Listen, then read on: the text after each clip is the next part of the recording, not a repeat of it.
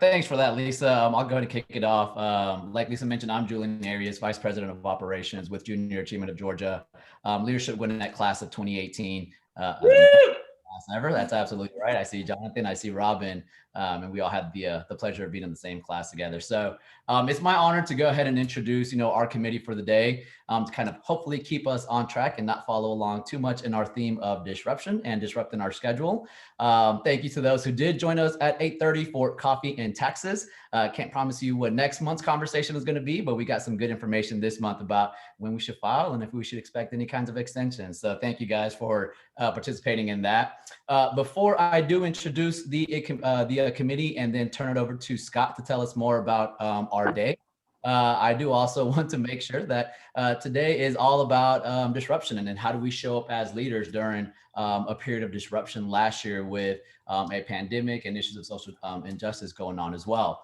So that's going to be what we're focusing on today is how do we show up as a leader, not, who can disrupt this class the most. So just wanted to put that out there as we go through so that way we can go ahead and get you all of the content and all the great speakers that we have for you. So as I introduce the committee, they're going to go ahead and pop on and say hello just so that way we can see, their faces and we can all know who is with us today. Couldn't have done this without, all of our committee and your great input and all of your work, all of your thought leadership that went into this to getting to building out our agenda and making it what it is today. So on behalf of Scott and I, we definitely appreciate you guys very much for that. So with that, I'll go ahead and introduce my co-chair, Scott. Scott, go ahead and pop on so we can see your face.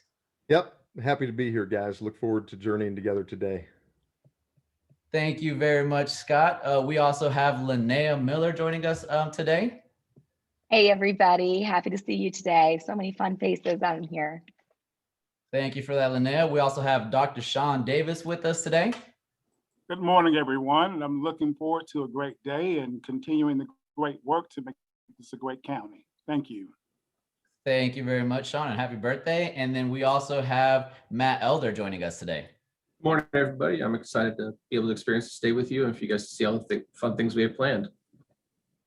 Thank you, Matt. Really appreciate that. Best committee ever, I'll go ahead and say.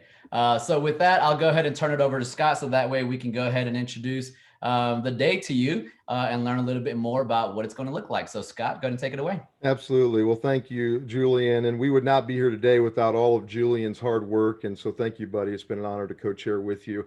We're really looking forward to this journey together today. We probably none of us have ever experienced disruption like we have in the past year. It's challenged us at so many levels with our leadership and personally as well. And so our hope today is to introduce you to some great leaders who are leading really well in the midst of disruption. But more than that is to help you really process and think about your own leadership, what you can learn and what you have learned. And to that end, I'm really excited for Linnea to take a couple minutes. Most of you know Linnea. She is a Leadership Gwinnett graduate 2016, Mayor Pro Temp of City of Suwanee, but also the founder, coach, and consultant at Long Table Consulting, where she spends her days building healthy leaders and organizational health for high-performing teams. And so we wanted you to have a little bit of a framework to take the thoughts today and to be able to apply them to your own life and leadership. And so I'm going to ask Linnea to jump in. We sent you, Lisa did, some information about the Support Challenge Matrix. And Linnea is going to take a couple minutes to introduce that to us and how we're going to ask you to use that as leaders during our time together today. So Linnea.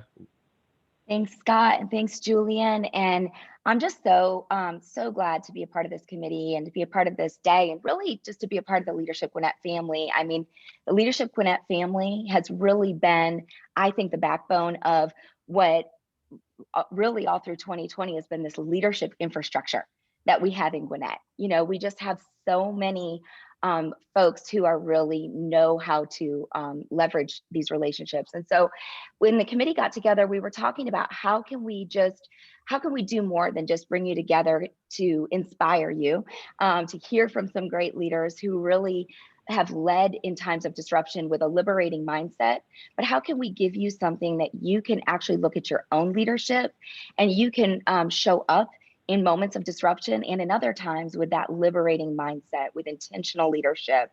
And so what we're going to do today is we sent you this tool so that you can just pay attention. It acts as a mirror to kind of look at your own tendencies, that when things happen, that if we are accidental, if we are not intentional, we may have a tendency to show up in a quadrant where we are taking, frankly, a shortcut. We're trying to get our problems solved by either being dominating, being overly protective, or being abdicating.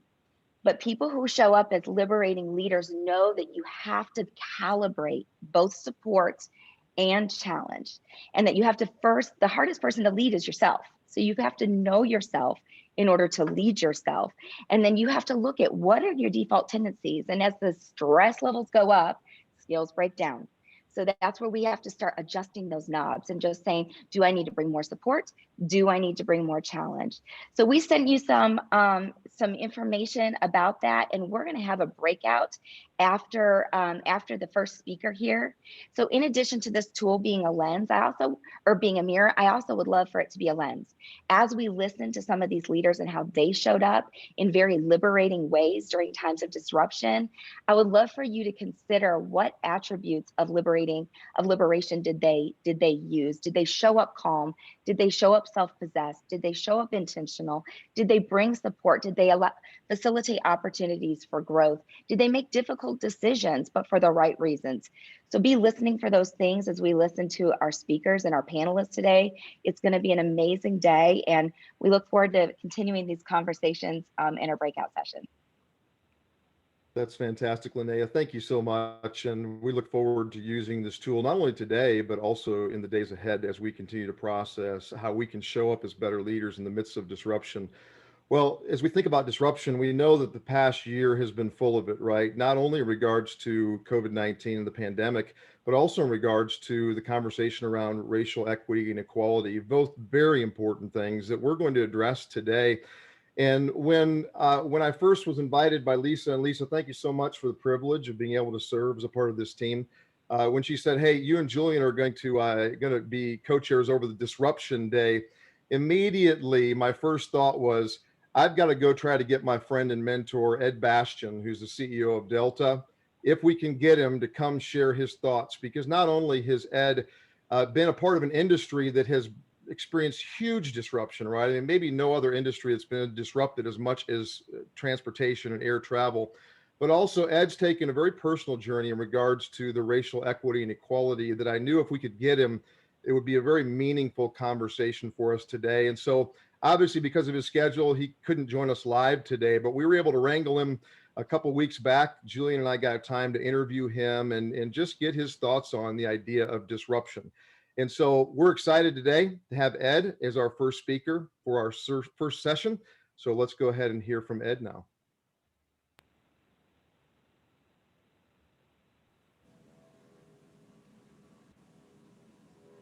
Well, Julian and I are excited as a part of our Leadership Gwinnett Disruption Learning Day that we have the chance today to interview Ed Bastian. You know, Ed is the CEO of Delta. Ed, thank you so much for joining us today. Thanks, Scott. Good to be with you. You know, Ed, it's hard to think of an industry that's been hit harder by the disruptions of 2020 than the airline industry. Could you take us back to when you first started hearing about the COVID-19 outbreak in China?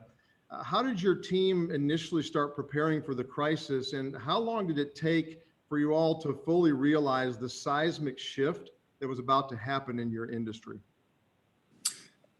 Well, that whole period of time, unfortunately, it was like the time was stamped stop still. You know, the days feel like months, and the learnings were fast.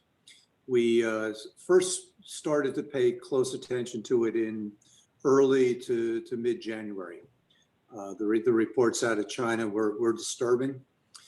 I can remember, towards the end of January, being down in Santiago, Chile, with a number of members of my team. We had just completed a large investment in the LITM Airlines group, the largest group in all of South America. And we were with the family down there and the owners of the company and some of the management team.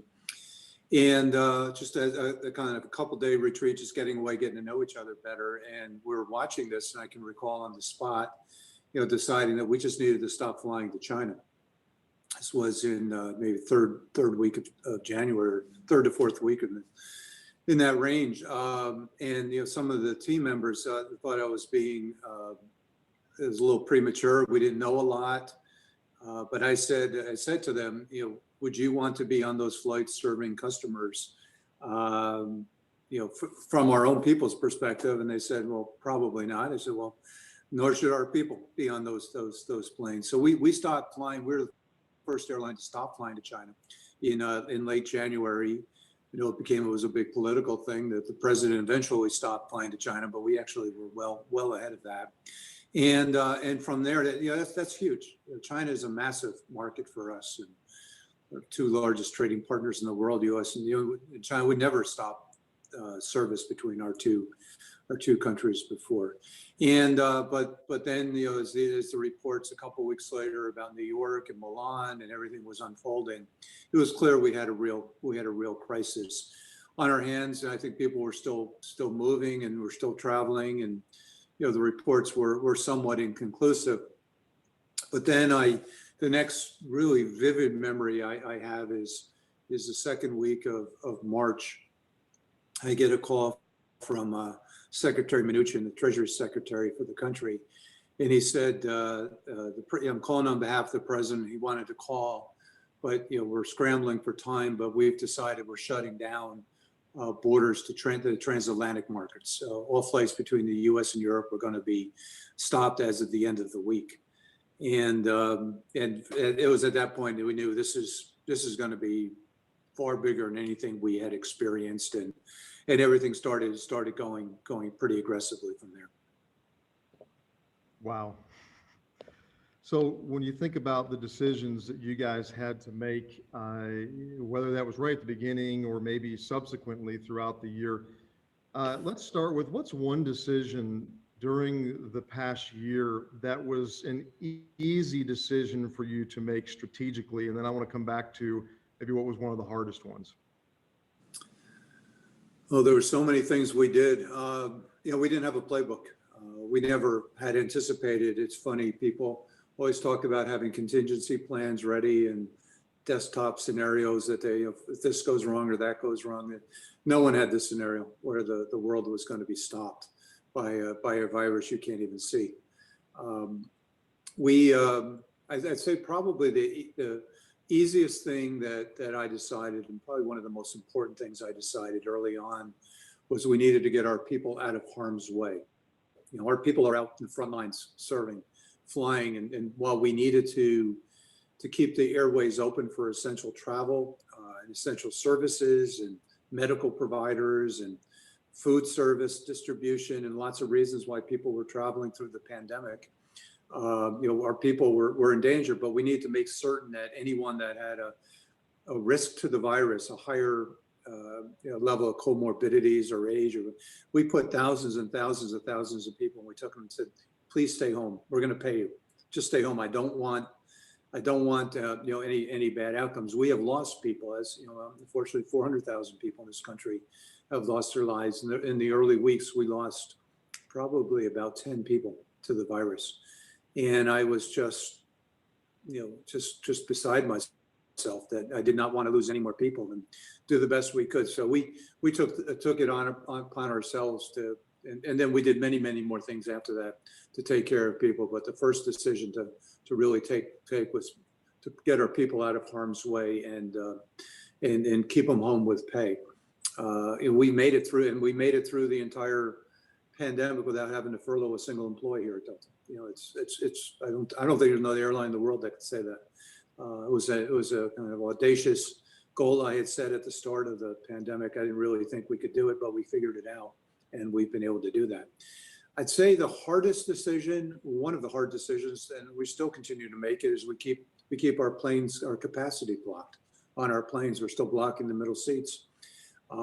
It's the right thing to do. It's an important thing to do. Our customers appreciate it, but it's really expensive when you're operating the airline. All the other airlines are selling all their seats, and we deliberately decided not to sell 30% of our seats. And it's the right thing to do for the long term. It's right.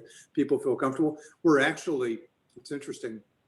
We're actually on Delta generating more revenue than our competition with on average 20% fewer seats available for sale, which is really hard to do. It's my dear friend Dan Cathy at Chick-fil-A, I was with him this past weekend. I said, we've become the Chick-fil-A of the airline industry.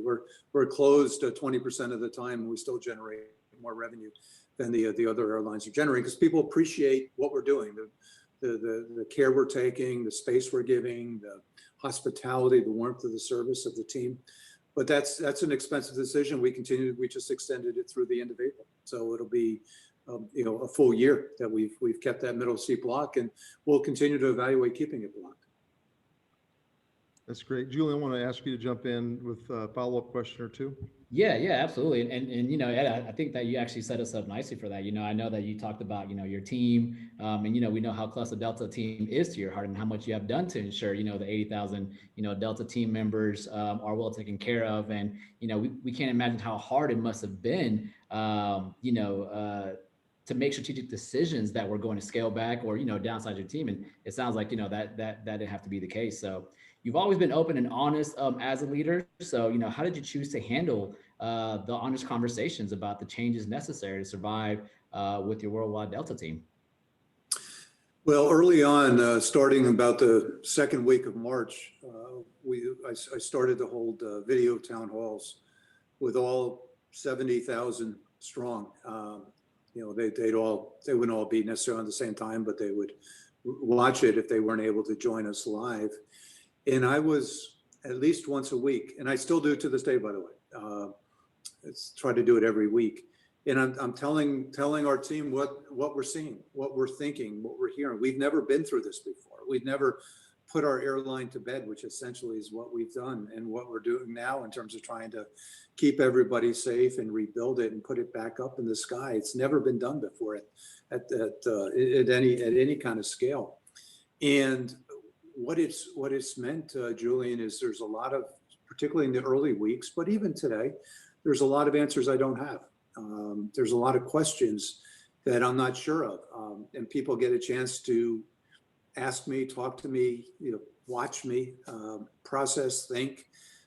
It's a very vulnerable period of time, but communications is at a premium at all times, but particularly in a crisis. And the one thing that I've learned, unfortunately, I've been through a few crises in this business before, that it's even more important in a crisis to communicate, openly and transparently and vulnerably than ever. And when you don't have the answers, actually, that's when you build real trust. When you tell people you don't know, but these are how you're thinking about it, and this is how you're, listening to it, and these are the ideas that I need to hear and think about and talk about and discuss. And what we've done is, over time, we've taken the entire company week by week through the process. It's like going through a story, and they're watching us change and navigate differences. And some weeks, travel is picking up, and other weeks the virus is creating real issues for us, and talking about all the challenges and opportunities and the need for volunteerism. We've had over 40,000 of our people volunteer to take months and months and months of time off without pay through the entire year, which is how we've gotten through this thing. We've had untold numbers of, we again, no airline's been able to do that, because I think our people have all feel connected to the story and want to do everything they can to protect this franchise and protect each other's jobs. Ed, I want to kind of draft off of that question as well. So in times of crisis, we know that as leaders, there's times when we just have to say, we're going to do our best, make our best guess, follow me. But, even though there's not a playbook, there's still a team, right, that you're having to pull together. How did you and your team operate with no playbook? Was there certain ways you guys learned to optimize when to bring the team together, when you as a leader have to just go, we're making this decision and moving forward? How did you guys work together with some of the big decisions you had to make? Well, with the direct reports, the team I have is about 10 people on my immediate staff that run the different parts of the company. Almost immediately, again, second week in March, we started getting together 9 o'clock every single morning, and weekends every day. And we still do it to this time. We don't get together every weekend, mornings, but 5 days a week, at a minimum. And we talk what's going on, what we're seeing, what we're hearing, what we're thinking, and what we're processing and making and taking those decisions together. I really believe this is the airline business is a big team sport. I mean, it takes a lot of people. It's a very integrated business, a lot of moving parts to it, a lot of complexity. And we needed to continue to draw on the wisdom and the counsel and the insight of everybody and make those decisions. And I'm known to make decisions quickly, which I think is really important in a crisis, that you make decisions quickly and you keep making decisions, because you're not going to make all the right decisions all the time. But if you get good at making the decisions quick enough, you can correct them quick enough too, and you can kind of keep moving forward. And that's what we've done. And I think we've made we've been very, very good at trying to anticipate what we need to be doing. And as a result, the airline, I think by far has fared the best in the industry through the crisis, if you look at any objective measure. That's great. Well, Ed, not only did we have a COVID crisis last year, but we also had a huge outpouring of protest and solidarity around the continued racial equality and equity issues here in the United States. You've been very intentional at Delta to support this movement of more equity and equality. And I've honestly, just as a leader, I've heard you do some interviews where you have actually been asked personally, and you've been very honest about areas that you feel like, as the CEO of Delta, that you have to provide greater opportunities for advancement of diversity and leadership within the company. Can you share a little bit more about what Delta does as a company to help address these important issues? And then also what you as a leader are doing to address it personally, and why you think it's so important for you as the point leader to step out on these issues? Well, Scott, the pandemic has created a time of quiet. It was in the still of the moment, unfortunately, when George Floyd was killed, that caused us all to watch and to pay attention, and not turn away, and to focus and ask, how could this be? And the more we looked at it and thought about it, the more we realized it wasn't a one-off. This has been happening, and it was symbolic that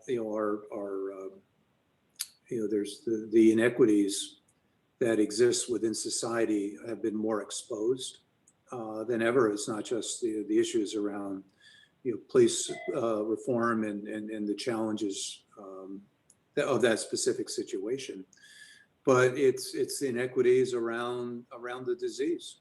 The people that could afford to stay home, bury themselves in their basements and were served by people that couldn't afford not to work, to go out and serve them and take care of them.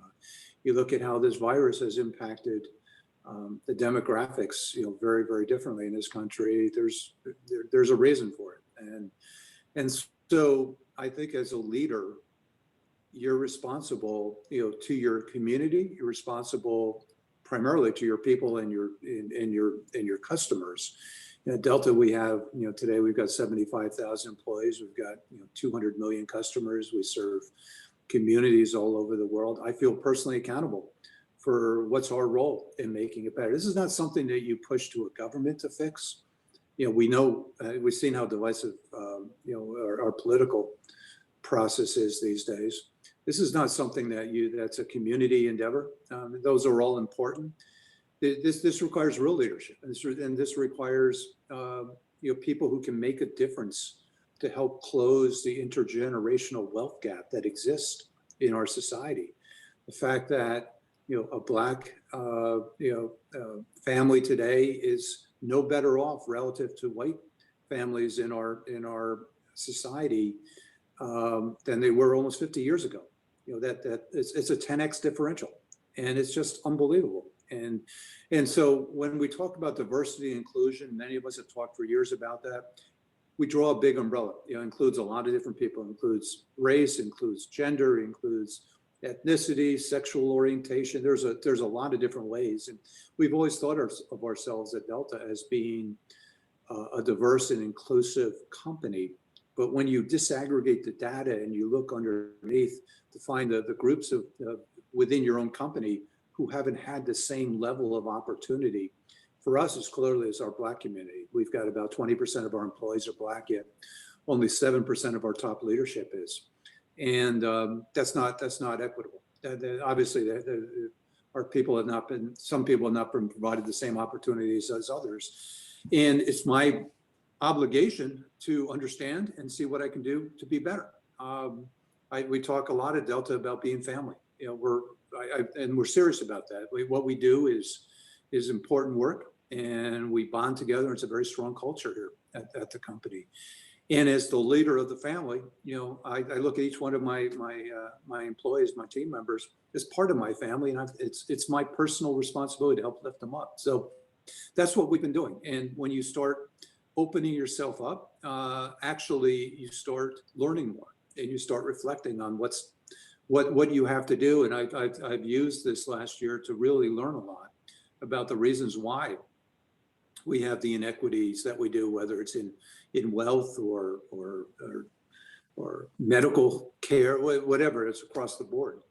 And unfortunately, you also realize that your company has contributed to those inequities, whether it's through it's not intentional. We talk about it being systemic racism or blind biases that you're not aware of. But the reality is they exist, and we've got to find ways to reach in and pull people up and give them better opportunity, which causes other issues. I'll be honest with you. Then you have other groups saying, well, what about us? So does that mean we're going to be disadvantaged versus others? And the reality is we got to raise the bar for everybody. So you're right. I've been very vocal on the national stage on this. Locally here in Atlanta, we sit here in Atlanta, which is the birthplace of the civil rights movement in our country. We have an obligation to do better, and that's what we're going to do. That's great. And I want to just thank you for leading the way in that regard. And I think you said something really important there, that sometimes it's easy to think about these issues as organizational issues, or organizational learning, but really it's also about a personal learning journey. And I think that's what I've heard so much from you, is that sure, you're the CEO of Delta, you care about your people, you care about that, but you're also learning and you're understanding these issues so you can speak from a personal place, not just from a issue place. No, that's right, Scott. I have a group of our employees. We have various resource groups, business resource groups that address and gather on different issues of common interest. And we have a Black employee resource group that's been around for some time. It's called BOLD. It's a great name for them. And I've met with members of that team now probably every few weeks for the last 7 or 8 months. They represent their frontline employees, pilots, flight attendants, and gate agents, and reservation agents. And I have learned more from those folks in those meetings over the last year than probably any meetings I've been in the last year. Because it's really hard as a white man to put yourself in the shoes of the Black community, it's hard for me to really appreciate and understand it, particularly when you're the CEO. People only want to tell you good stuff, but to really see what the challenges are at an individual level, your heart really opens for them, and your passion to change and make change happen.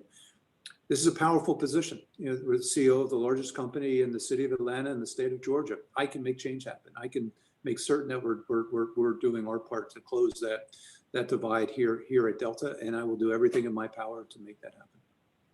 That's great. I know we only have a couple minutes left here, Ed, so we just have 2 questions left for you. Julian, go ahead and dive in with the next one. Yeah, absolutely. So Ed, like you were mentioning, you are the CEO of Delta Airlines, and you get to sit in a kind of global leadership position, and you get to see things, on as a leader on a scale that most of us don't get to see. So with that, what is that that one thing as a leader that you are most concerned about in these days, and then also what is one thing as a leader that you're most encouraged by in these days as well? Julian, the thing I'm most worried about and concerned about is, how the pandemic has impacted so many people in so many ways. Obviously the health of our nation has been under attack, and the physical wellness, the mental wellness, the isolation, the distance, the uncertainty, the anxiety runs really deep in our society, in our community, in our companies. We need to pay attention to what we're doing to take care to keep our people, mentally as well as physically and emotionally and financially as well, because it's created a lot of winners and losers. And unfortunately, the winners are the people that you'd expect to be winners. These are the folks that benefit from people staying at home. The losers are the people that have to go out and work for a living. And that wealth divide that I talk about, unfortunately, has gapped out even more this past year. So when you think about the needs for wellness, it's a big focus of mine within the company, and what we're doing to take care of people going forward, psychologically, financially, physically, mentally, emotionally. It's a big deal. It's a real big deal. Again, I don't have a lot of the answers. I've just hired a chief health officer for the first time. The company's been around 95 years. We've never had a chief health officer. I hired one of the top doctors from the Mayo Clinic. He's joining and reporting directly to me as our chief health officer starting next week to help think through this and get through this. Not just in healing, from the pandemic, but also making sure we're more resilient and we're not as exposed as we were. Shame on us. We never saw this coming. I don't think anybody really did. We've got to be ready for what's next. And I don't know what's next.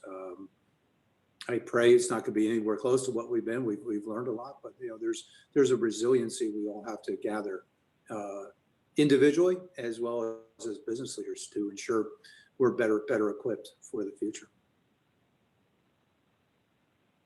And the other part of your question? Yeah, that was what I'm most concerned about. Yeah. And then on a more positive note, what are you most encouraged by these days? Oh, I'm encouraged by the amazing response by our medical community to developing a vaccine in unbelievable amount of time to cure this evil disease that's killing so many people. When you think about it, the development time, the distribution, the testing, we've got a lot of issues, in the rollout of the vaccines and what we're doing, and but we've never tried to inoculate our entire country before, right? So did we really expect it was going to go smoothly? It was record-setting time that the medical community, Pfizer and Moderna and J&J and so many others have contributed to getting a vaccine found that's effective and it's proven and it's effective and it's been approved. Now we've got to apply that same level of ingenuity to getting it in people's arms as aggressively as we can. And again, this is where the corporate community can play a big role. Leaders and businesses can lean in. We're doing that here at Delta. We've opened up over on Concourse C a vaccination center. Since we've got Concourse C partially shut down because of the pandemic, and we're vaccinating all of our people 65 and above. Working closely with the Georgia Department of Health, and the governor's office, and then we're going to, once we get done with our own people who are 65, we're going to take other airline employees who are 65 and airport workers in the community who are 65, and we're also doing it over at our flight museum later this week, setting that up, and we hope to be setting up a big drive-through, or we are not hoping to, we will be.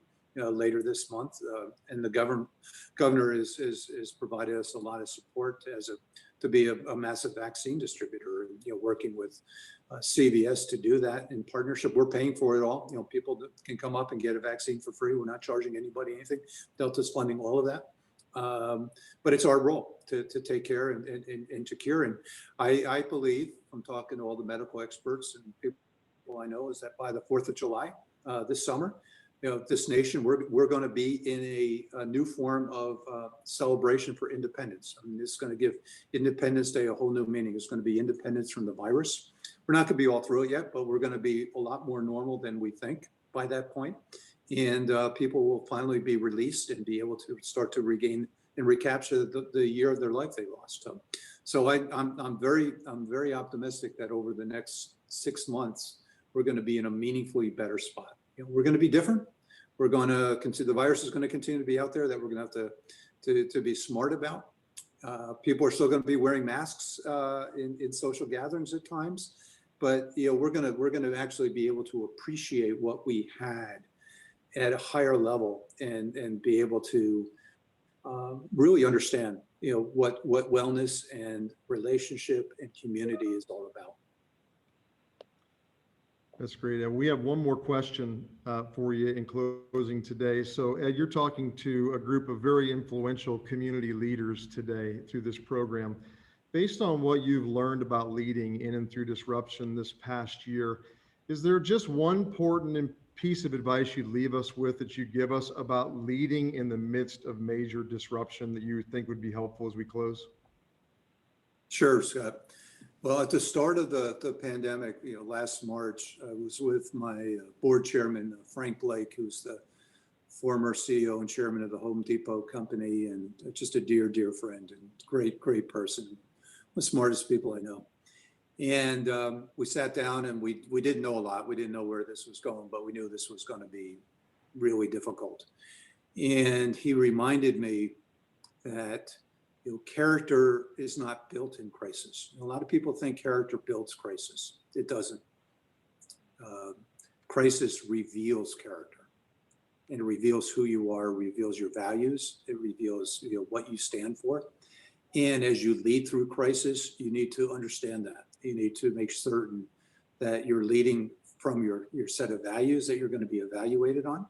And you know, we're going to look back a few years from now and look at the decisions we took, and we're going to be defined in many ways by what we're doing currently in the moment in addressing the biggest health crisis that we'll see in our lifetime. And you know, just, you know, character reveals crisis.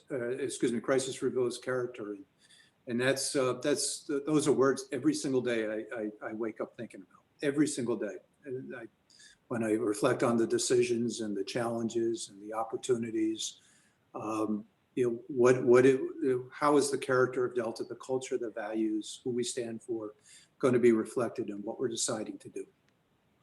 That's great. Well, that seems like a perfect place to end today, Ed. So we just want to say thank you again. We know you have a very busy schedule, a lot going on. Thanks for taking a little time to join us and let us learn from you. We appreciate it. Appreciate it, guys. Thanks a lot, Ed. And so you can see why we were really looking forward to sharing this conversation with Ed today. And it's obviously Ed is a liberating leader in every sense of the word. And so what we want to do now is take an opportunity to have a little disruption breakout, have a little conversation. To begin with a discussion around what did you learn from Ed? I'll tell you, one of the things that stood out to me as I was interviewing Ed, when we talk about the idea of a liberating leader, is early on when he said that I knew we had to shut down the transportation to China, but my team was not on the same page with me. He certainly, because of his position, could have pushed through, but he stopped long enough to ask a question that allowed them to put their feet in someone else's shoes by saying, would you actually want to go and serve people? And the answer was a resounding no, right? So how can we let the rest of our people do that? And that was just one example of how a liberating leader leads through change. And so we're going to take the next 10, 12 minutes or so and break you out into groups, have some conversation. Then we're going to come back for our next session.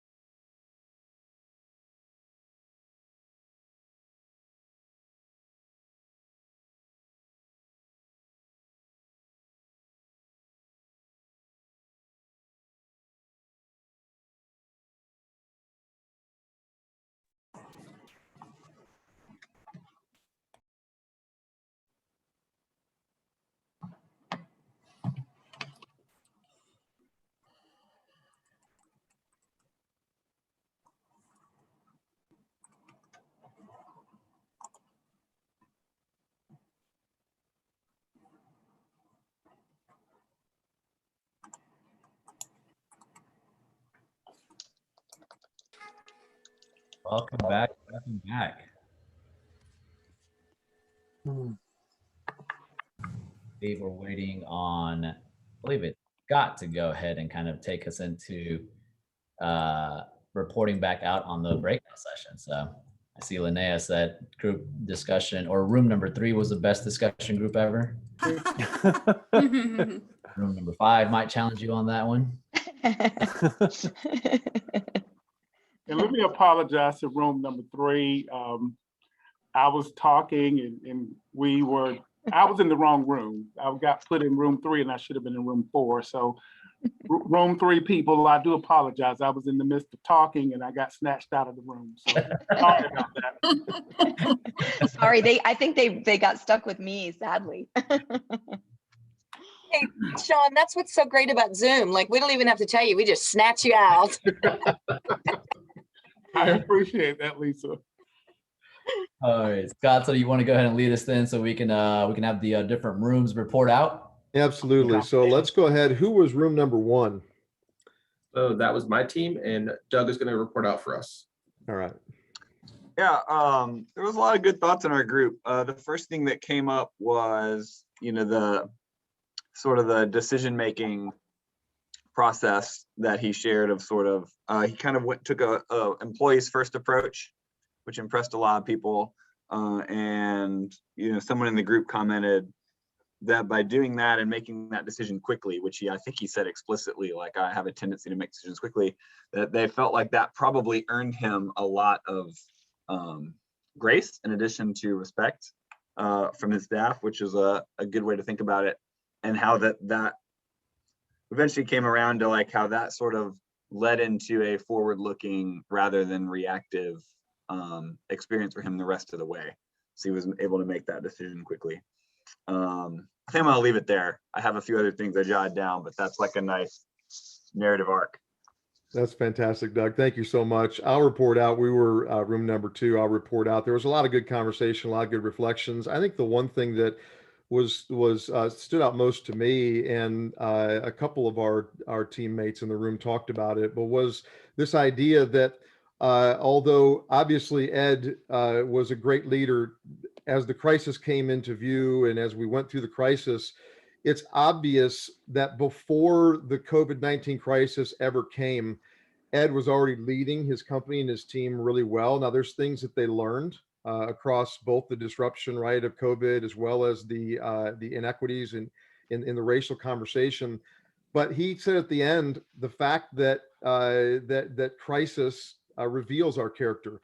I think what happened was that the crisis revealed the character of Delta that was already in place and how Ed was already leading. In the example that he has, I think Dave mentioned in our room, there were times during the crisis that he just had to make a decision and go for it.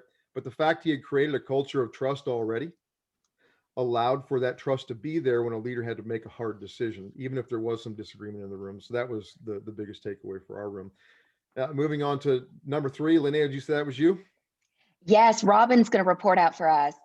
All right. So there's a lot of background noise too, so I apologize. It sounds like they're doing leaf blowing across the street. So if I need to mute myself, I will.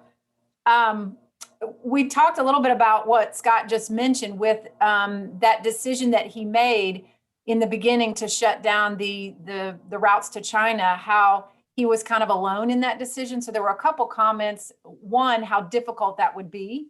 And then one of the other comments was that he turned kind of the thought process and said, okay, well, let's hold off a minute.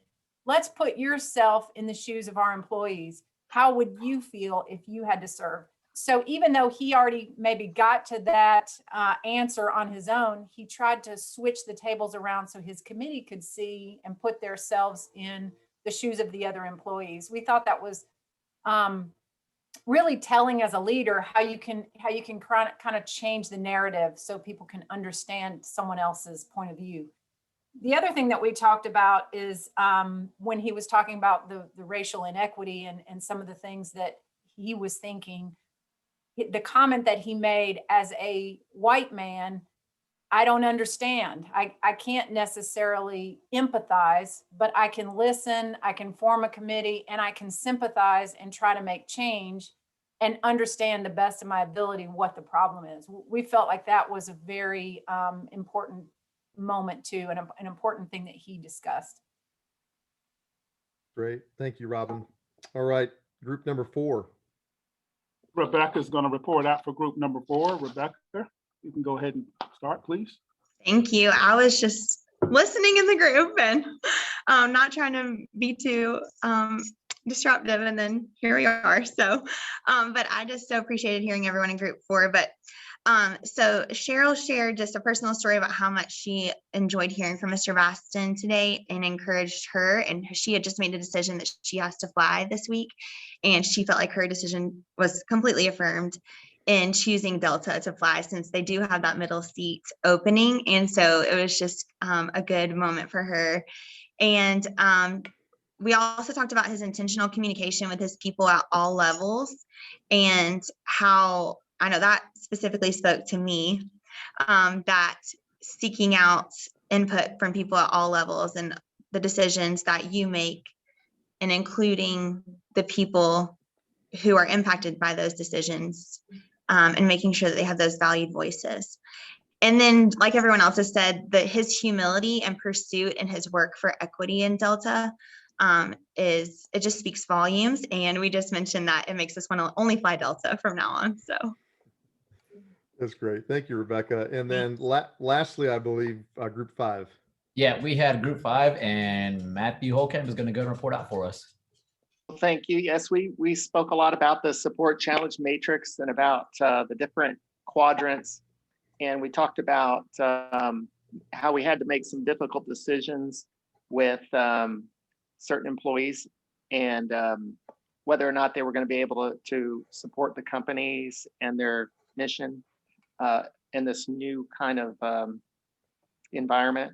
So there were difficult decisions that had to be made. We had to protect things most important. We talked about our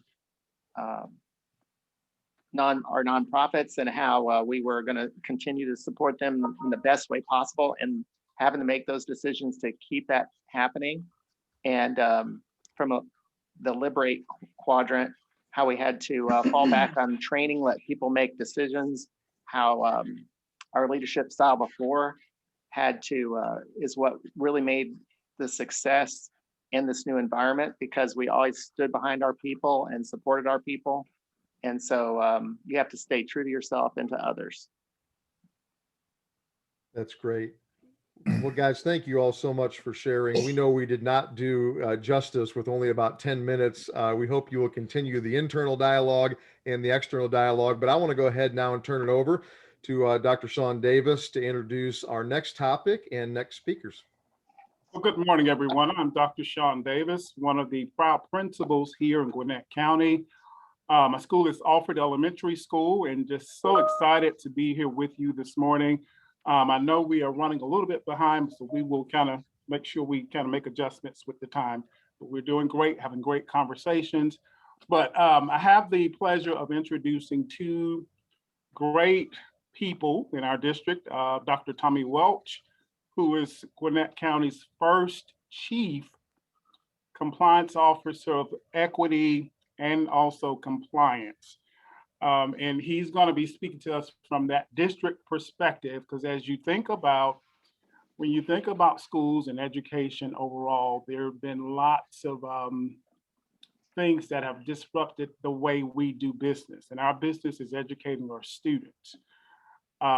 So 2 of the main or big areas or big areas of disruption have been the pandemic, as well as some of the social unrest that's been happening worldwide. Lots of things that happened this summer.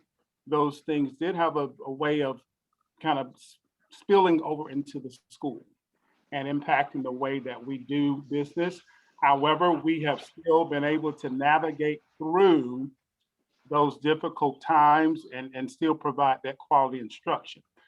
But I wanted you all to have an opportunity to hear that district perspective from Dr. Welch, as well as you guys just met Rebecca. Rebecca Carlisle is one of our Gwinnett County school teachers here in the North Gwinnett High School. And So she'll talk about that classroom or that local school perspective as well.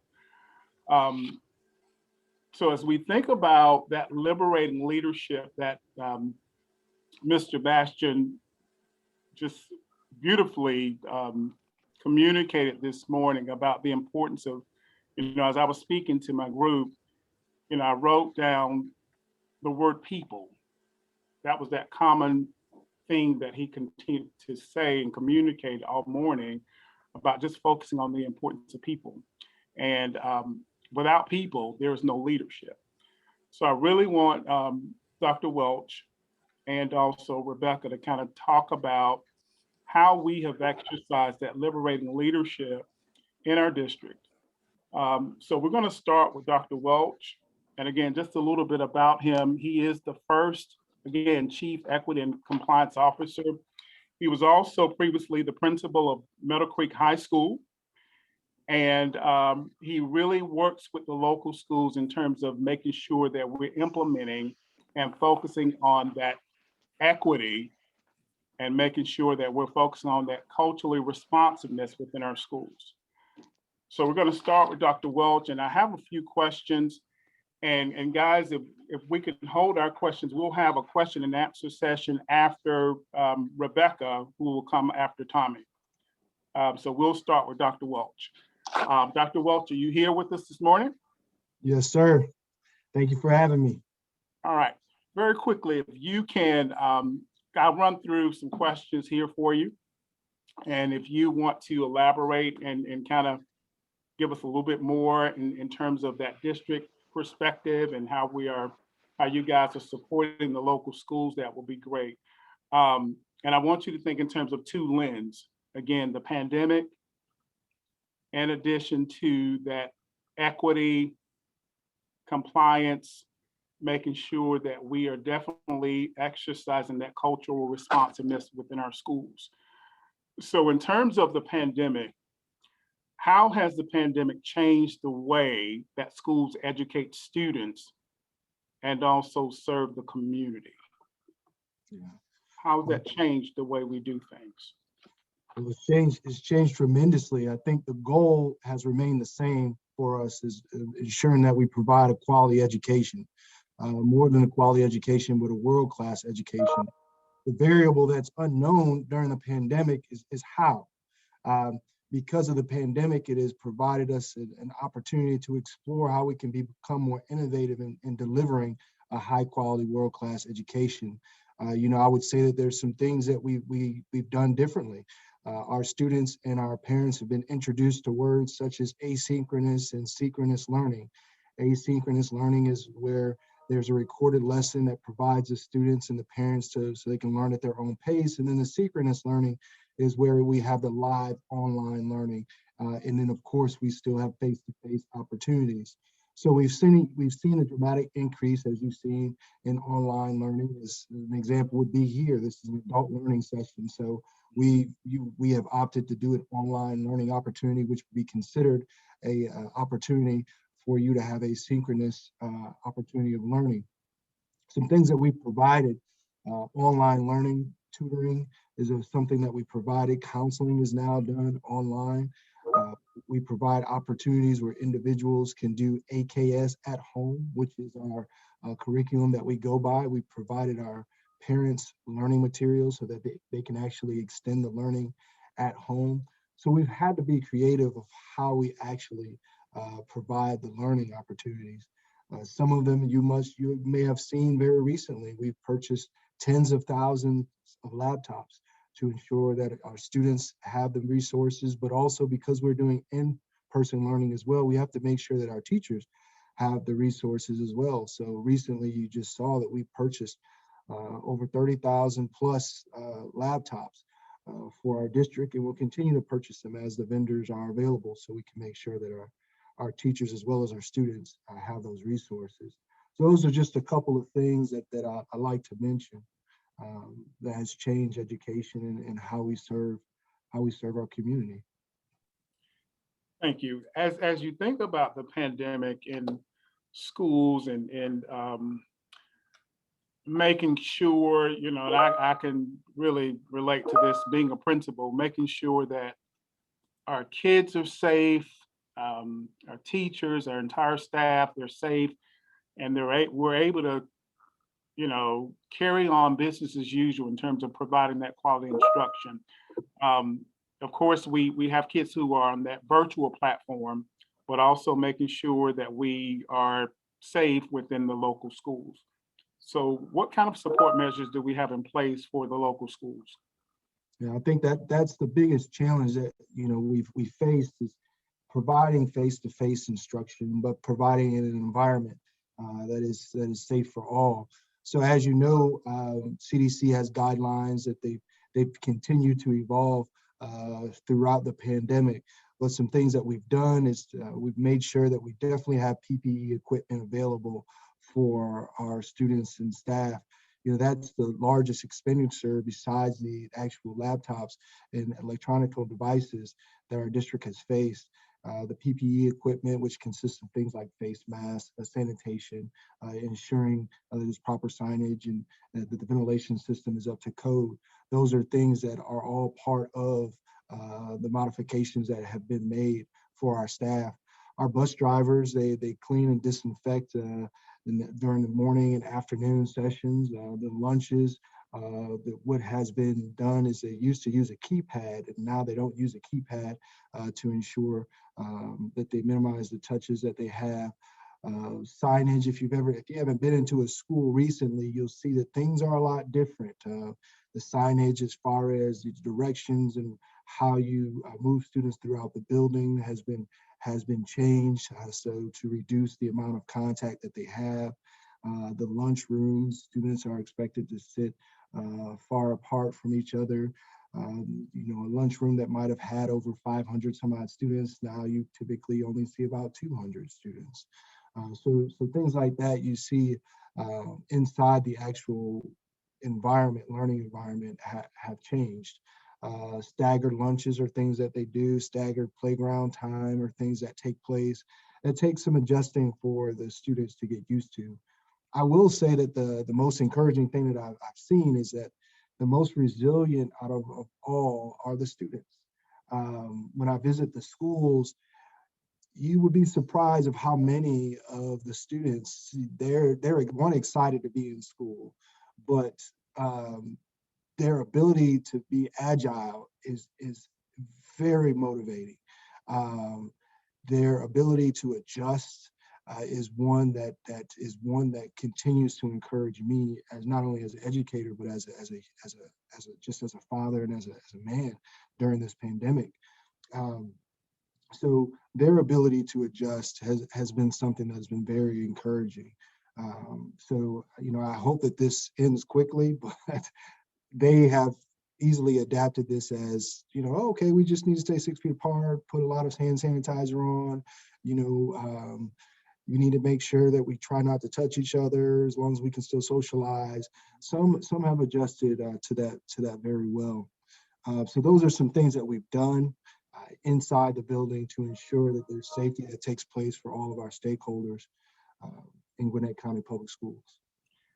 So as you resonate back on Mr. Bastian's talk with us this morning, and you think about liberating leadership, that, being supportive and making sure that we're also providing that high challenge, and you think about your own leadership, how has this pandemic and also just social unrest impacted your leadership? I think that one of the most important things I heard this morning was talk about character and how it's revealed during these challenging times.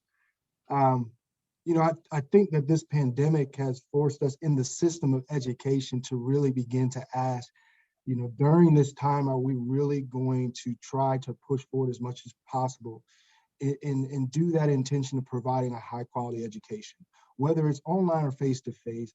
Are we going to really do what's necessary to provide that highest quality of education? Because this is someone's first grade year. Mm-hmm. This is someone's initial 5th grade year, 6th grade year, might even be their first kindergarten year. So how can we make that the most important but not only the most valuable it can be during a pandemic. So I think that that was something, when you talk about liberation, being intentional about that, you know, not being an afterthought, but being intentional about providing the best quality of service. And then being responsive to our staff needs, our parents' needs, our community's needs, of providing a high quality education has been something that's really changed how we operate. I think that we've learned that we need to be a little bit more nimble. In education, we like to plan, perform, right? So, but we had to learn that the planning time had to shrink because action needed to happen very quickly, and people needed responses. So I think that has been something that we've learned. And then the self-awareness and being able to just be aware of who we are. I think the pandemic, as well as the social unrest, has created that opportunity for us. How do we become self-aware of who we are and how we impact others in this environment? Being focused on a greater good for us is really how can we move forward as an educational system and providing educational opportunities for all, and acknowledging our gaps and our needs for improvement, and then being more inclusive at the table, including those who may have felt marginalized along the way. And that's really, you know, where my role comes in, is how do I begin to engage those who have intentionally or unintentionally been marginalized as a result of the current system that we have? How do I identify those gaps and then really begin to engage those individuals? So for me personally, reaching out to those spaces, you know, I hold Zoom calls with teachers. During a pandemic, we did our equity teams where we had teachers, staff from the district, and anyone who wanted to be involved, which was rare. Typically there was an application process. And I thought that, you know, in order for us to really be fully inclusive, you need to be fully inclusive. I think that these tables that have been created sometimes unintentionally create barriers. So these tables of knowledge sharing and environments where individuals can be at the table and provide influence. Part of my responsibility is to see how can we either broaden that table or create an opportunity where individuals who haven't been to that table can be there. And that's a big challenge, but that's one that we're up to in Gwinnett County Public Schools. And I want you to stay there for a moment. I'm going to combine these last two questions for the sake of time. But you were referencing, you know, how you are supporting schools with making sure that we are aware of how to show up when it comes to diversity, when it comes to equality, embracing change. So kind of talk with what you're doing, and you mentioned a minute ago about kind of some of the things you're doing within the schools. How are you supporting the schools? And you have several people on here who are not necessarily in the school district. How can the community get involved in terms of supporting the schools through some of these challenges? Okay.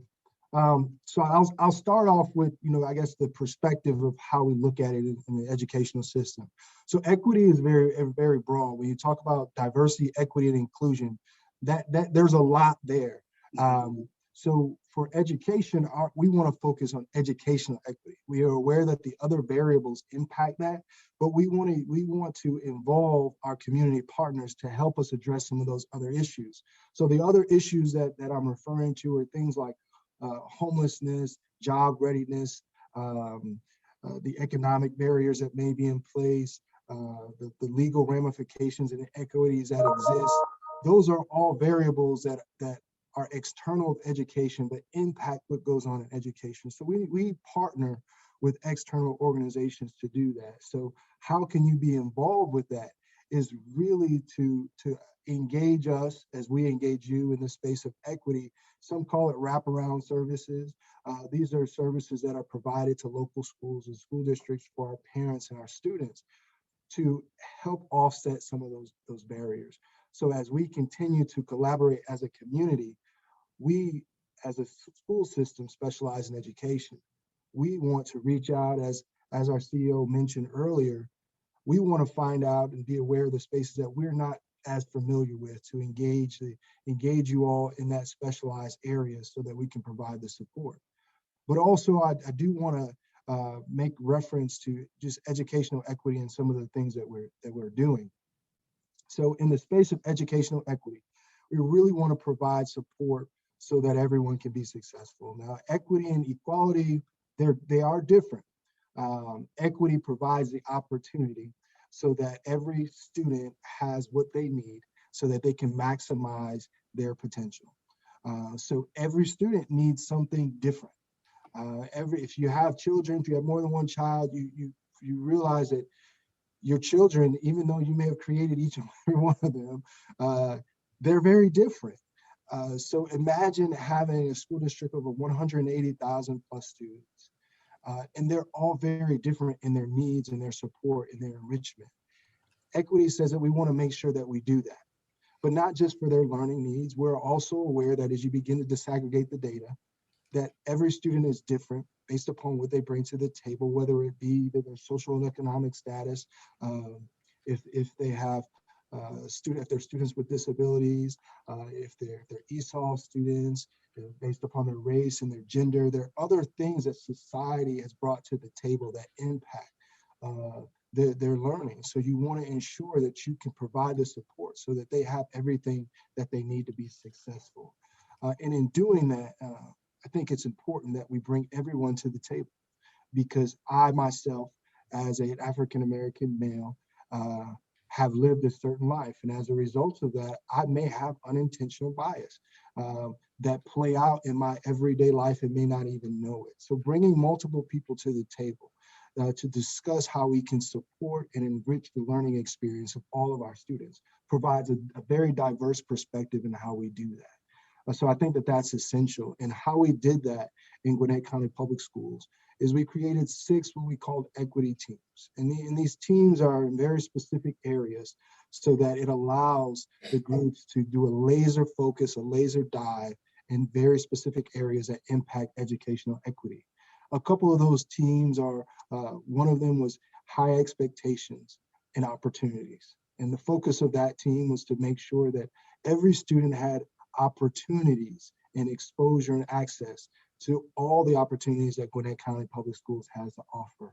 And those opportunities are not just things like gifted and advanced placement classes, but extracurricular activities, clubs and sports that represent who they are. Do they feel that they can engage in any one of those activities? Are there any barriers that exist? So those are things that we took a look at. Another team was in regards to teaching and learning. You know, how do the teachers engage with the students, and what support do they need to engage with a diverse student population? We know as a nation, the statistics have shown that our teaching core does not represent our current student core, that our teachers are predominantly white and middle class, and our students are increasingly diverse. So we have a disproportionality in regards to representation.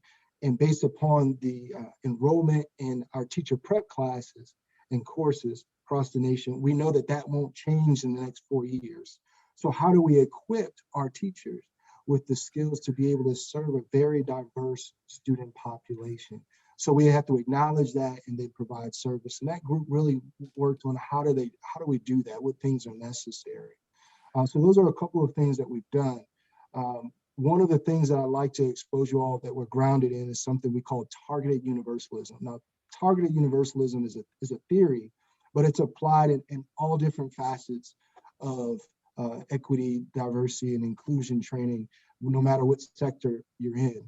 And it states that the organization has a common goal, and that is a universal approach. So our common goal is to provide a high quality education for all students. The targeted portion of the universalism states that within that universal goal, have you begun to really disaggregate the data and target very specific groups that can help you intentionally increase your universal goal? So in Gwinnett County Public Schools, we are a majority student of color school district. If we had 180,000 students in a room, there would be over 140,000 of those students that are students of color. Out of those 180,000 students, there will also be over 102,000 who are free or reduced lunch. So keeping those numbers into perspective, if we want to provide a high quality, world-class school system and ensure that our universal goal of a quality world-class education for all students, as we begin to target our groups, you can see that the group that I identified as the largest group currently in Gwinnett County Public Schools are students of color. So as we have changed throughout the last 10 to 15 years, has our curriculum changed with our students?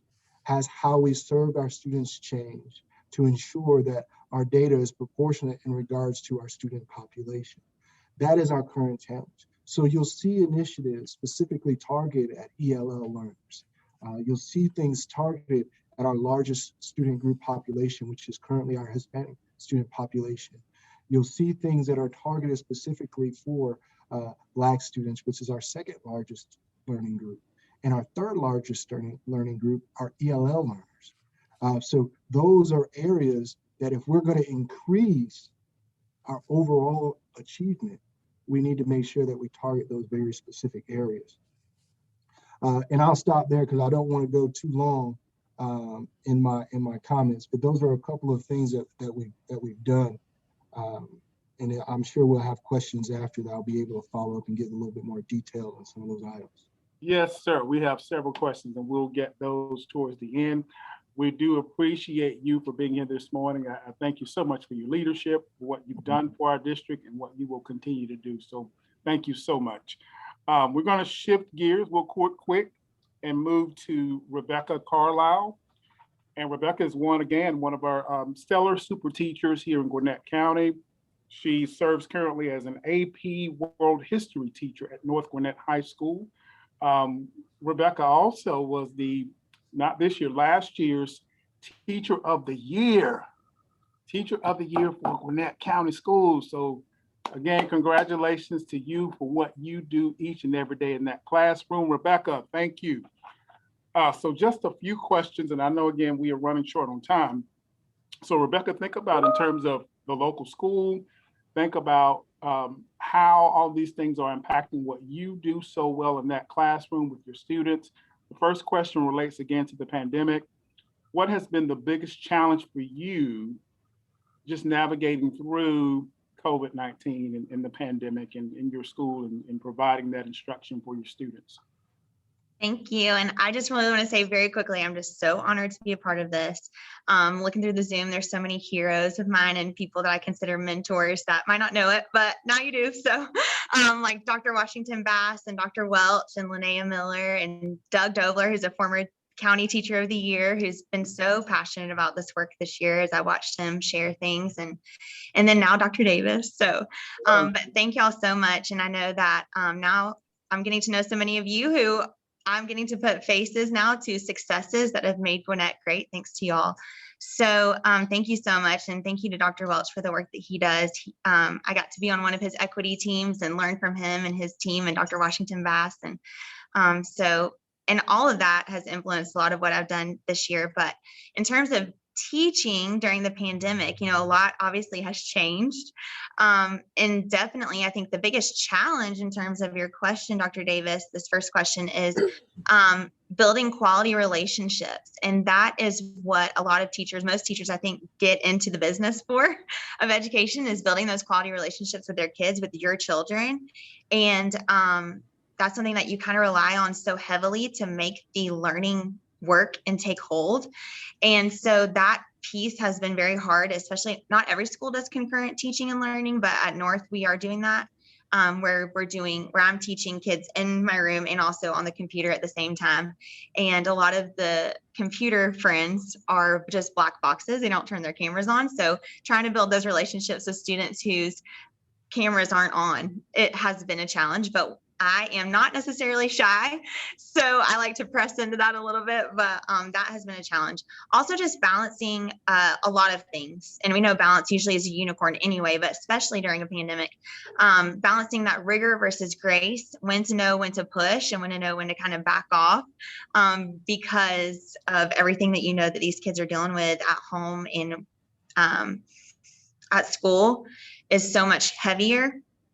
again, trying to balance that in-person versus digital concurrent teaching. You know, you have students in a normal year that span so many different needs and accommodations, and trying to do that when they're not in your room, and trying to do that when they're signed onto your Zoom, but you're not necessarily sure if they're actually there. That is challenging. And so having moments where you're feeling, me personally, where I'm feeling like a bad mom and a bad teacher all at the same time.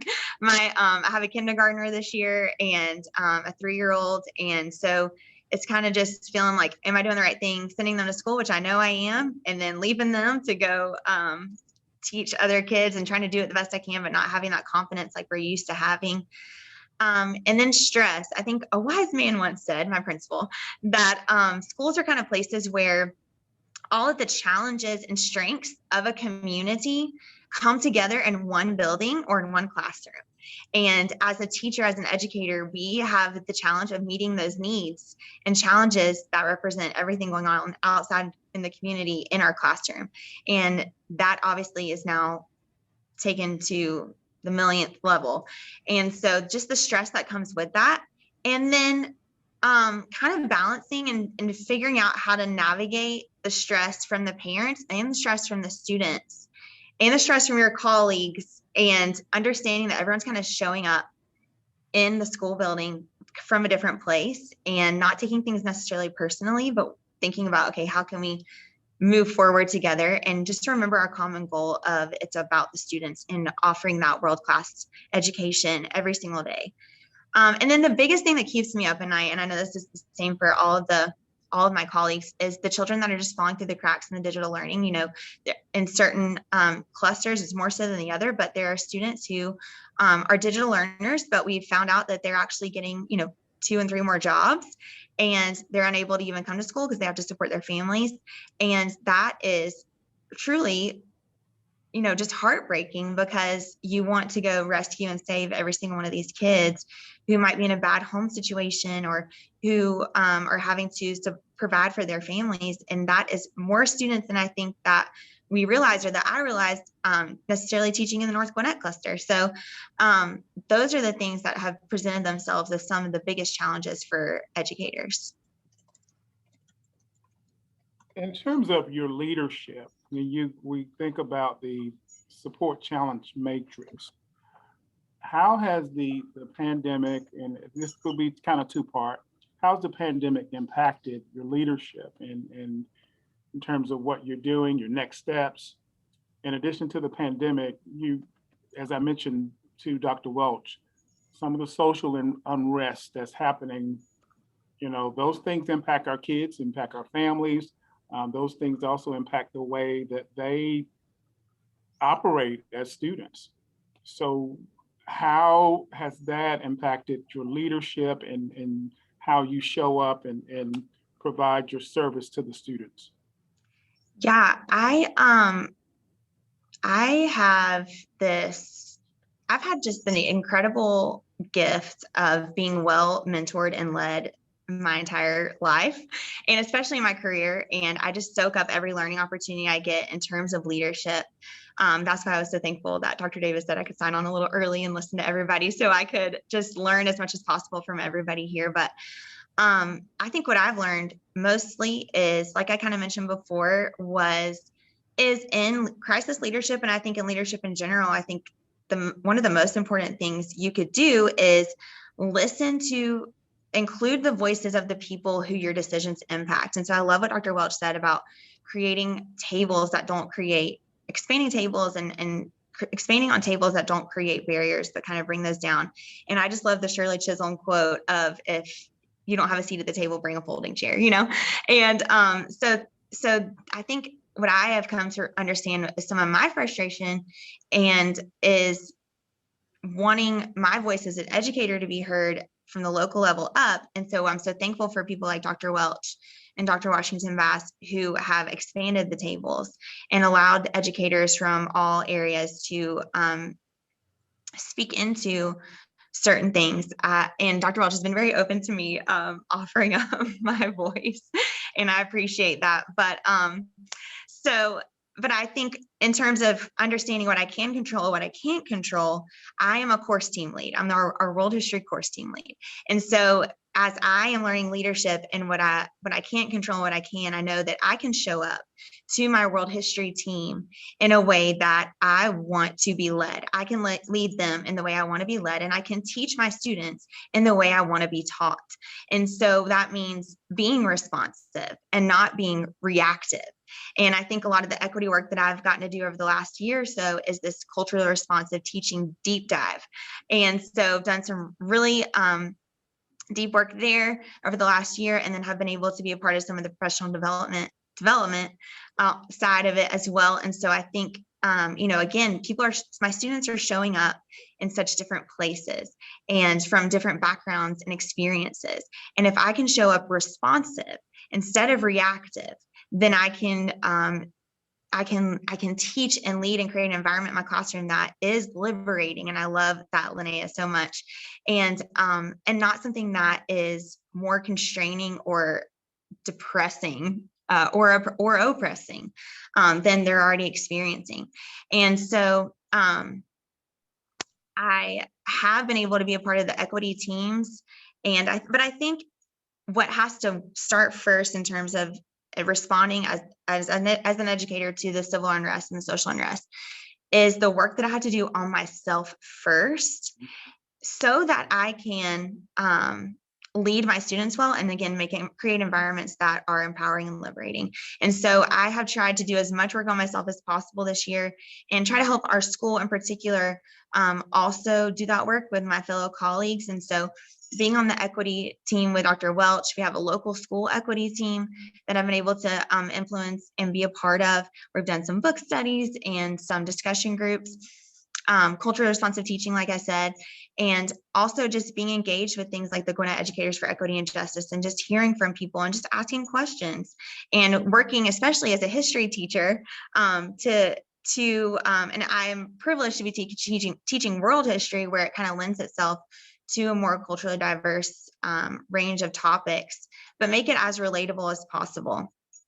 And so building on those things, and also our advisement. I don't know what y'all know about advisement, but it is a time of the day, and different schools do it differently, but it's part of the day to kind of let the kids chill. It's a non-graded class, but it also is we use it for character development and different things, also to help kids get registered for classes in the next year and figure out their lives. But we've really emphasized the equity piece through our advisement lessons that we've created at North Gwinnett in particular. And I've been able to be a part of that as well as the social emotional piece and emphasizing that. And so, and I also just fully support the work the counselors are doing. And I just can't cheer those counselors on more in terms of the work they're doing for social emotional and equity work. And so my goal is always to just dignify each of my learners and give them hope for their future. I know as adults, it's easy for us to have this long life perspective of things we have a little more hope, I think, for our future, because we see this long life perspective and some vision for where we can go through different experiences we've had. But I think we have to remember that our students don't necessarily have that. So creating spaces that no matter where they come from, or how they show up, that there is a hope for their future, and that while they're sitting in my room, my job is to dignify each of them no matter what. Okay, thank you so much for that, Rebecca. And we always want to make sure that we provide information, provide tools to solicit the support, the help of our community members. Of course, our parents, but also people who don't necessarily have kids in the school. They want to still get involved. What, from your perspective, are some things that the community members can do to get themselves to roll their sleeves up and just help with the work of providing or helping to provide that quality instruction and maintaining great schools that we have in Gwinnett County? Thank you so much for this question. And this is something I've kind of been during my time as teacher of the year last year. I went to several Rotaries and Kiwanis and whoever would listen to me about getting community involvement with our schools. And Gwinnett already is a place that is done so well. But when I last summer when GCPS said that we weren't going to go back to school, we're going to be digital for the first few weeks, I immediately, reached out to Dr. Welch and told him all of my thoughts, and he was gracious to listen. And I also reached out to many of our state senators and representatives from all sides of the aisle. Linnea Miller and I dreamed big about things we could do first in our cluster and then kind of branch out. But this was one of my dreams, that we could get business leaders and political leaders and educators in like a virtual space and have like a virtual summit. And I thought if we could all just get together, then we could figure this out, that the economy doesn't have to live or die by if schools are open. Like, we can figure this out, And so the fact that I've just been invited to this and y'all are doing this, I feel like this right here is part of my dream come true. And I'm just so grateful for it, because I think this is such a great place to start in terms of how to get the community and education to really do incredible, like, culture shaping, world changing things together for the sake of our children and our next generation of Guanetians and Georgians. And so what is so important, again, is just this village concept. And Dr. Davis and I talked about this, is the village concept, just bringing it back, and making it a reality. And something that Linnea Miller and I were very focused on was, North Gwinnett has an incredible foundation, and we are so thankful for the foundation in North Gwinnett, and they do such a good job of offering grants to teachers and supporting the community. But how beautiful would it be if every single cluster had a foundation like that, made up of business and political and community leaders who are there to support each school? I was surprised to learn that not every school even has a PTA. And so whatever is your closest school or cluster, you could start by reaching out to those schools and saying, do we even have a PTA? And if we don't, how can I get that started? Or how can I get a foundation started? And how can I partner or get on with the school council? And so I think starting there and just saying, what do we already have in the cluster that I'm a part of? And then how can we level that up to make it more encompassing and inclusive and supportive in this time? And so one of the big issues when we went all digital was that, in the wealthier parts of the district, parents were able to bring in tutors and babysitters and group a bunch of kids together in a neighborhood and offer a tutor and a babysitter so that parents could go to school and so that the kids could continue to be watched and safe and do their digital learning. But there are so many parts of the district that families and parents were not able to afford something like that. And so I just want to encourage y'all and challenge y'all. Y'all are some of the most amazing. I'm Googling some of your names. Okay. Don't mind me, awkward. But I mean, y'all are in some positions of power and privilege to really make something happen where we can lean into our daycares, where we can lean into our parks even more and offer some really brilliant spaces for families to be able to have a safe place for their kids to go when we have to do digital learning again, maybe in the future, hopefully not, but where we can offer those supports to those families who can't afford those things and really start bridging those gaps of inequity. Because I know the heart to do that is there. And so I think with the people in this virtual space, we can come up with those solutions. Thank you so much. I appreciate, again, you taking the time out of your day just to share a little bit of the great work that you do in our school system, especially in your school. So thank you so much for your support and your service. Thank you so much. And Dr. Welch, I thank you as well for being here this morning as well, and for your leadership. Both of you for your leadership and that you exercise for our students to make sure that we continue with our great schools. We do have a few questions that I want to make sure. We might not have a chance to get through all of the questions. However, if we can't, I promise you, even if I have to type it up myself and get you the responses, we will get you the responses to your questions. Julian or Scott, because the timeline was moving so fast here, I didn't get all the questions. If one of you can pitch out a question or two for Dr. Welch and also for Mrs. Carlisle. We only have about 10 minutes, so. Yeah, Dr. Davis. So we're actually going to look to Matt Elder to go ahead and provide some of the questions. So Matt, if you want to go ahead and drop those for us.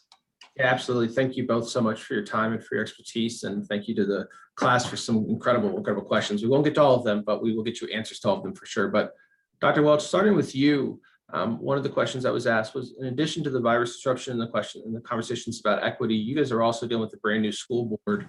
What kind of an impact has that disruption had on the day-to-day for GCPS and long-term planning strategies? Yeah, I think any opportunity where there's a change in leadership at any level, there's a renorming that takes place. And I think that as they continue to learn the job of a board and work together, we'll see more of the cohesion that's necessary and the things that we need. I don't see it necessarily as a large distraction. It may be in the community because it's, it might be different because they're imagine trying to figure out your job on a public stage. And that's essentially what they're doing.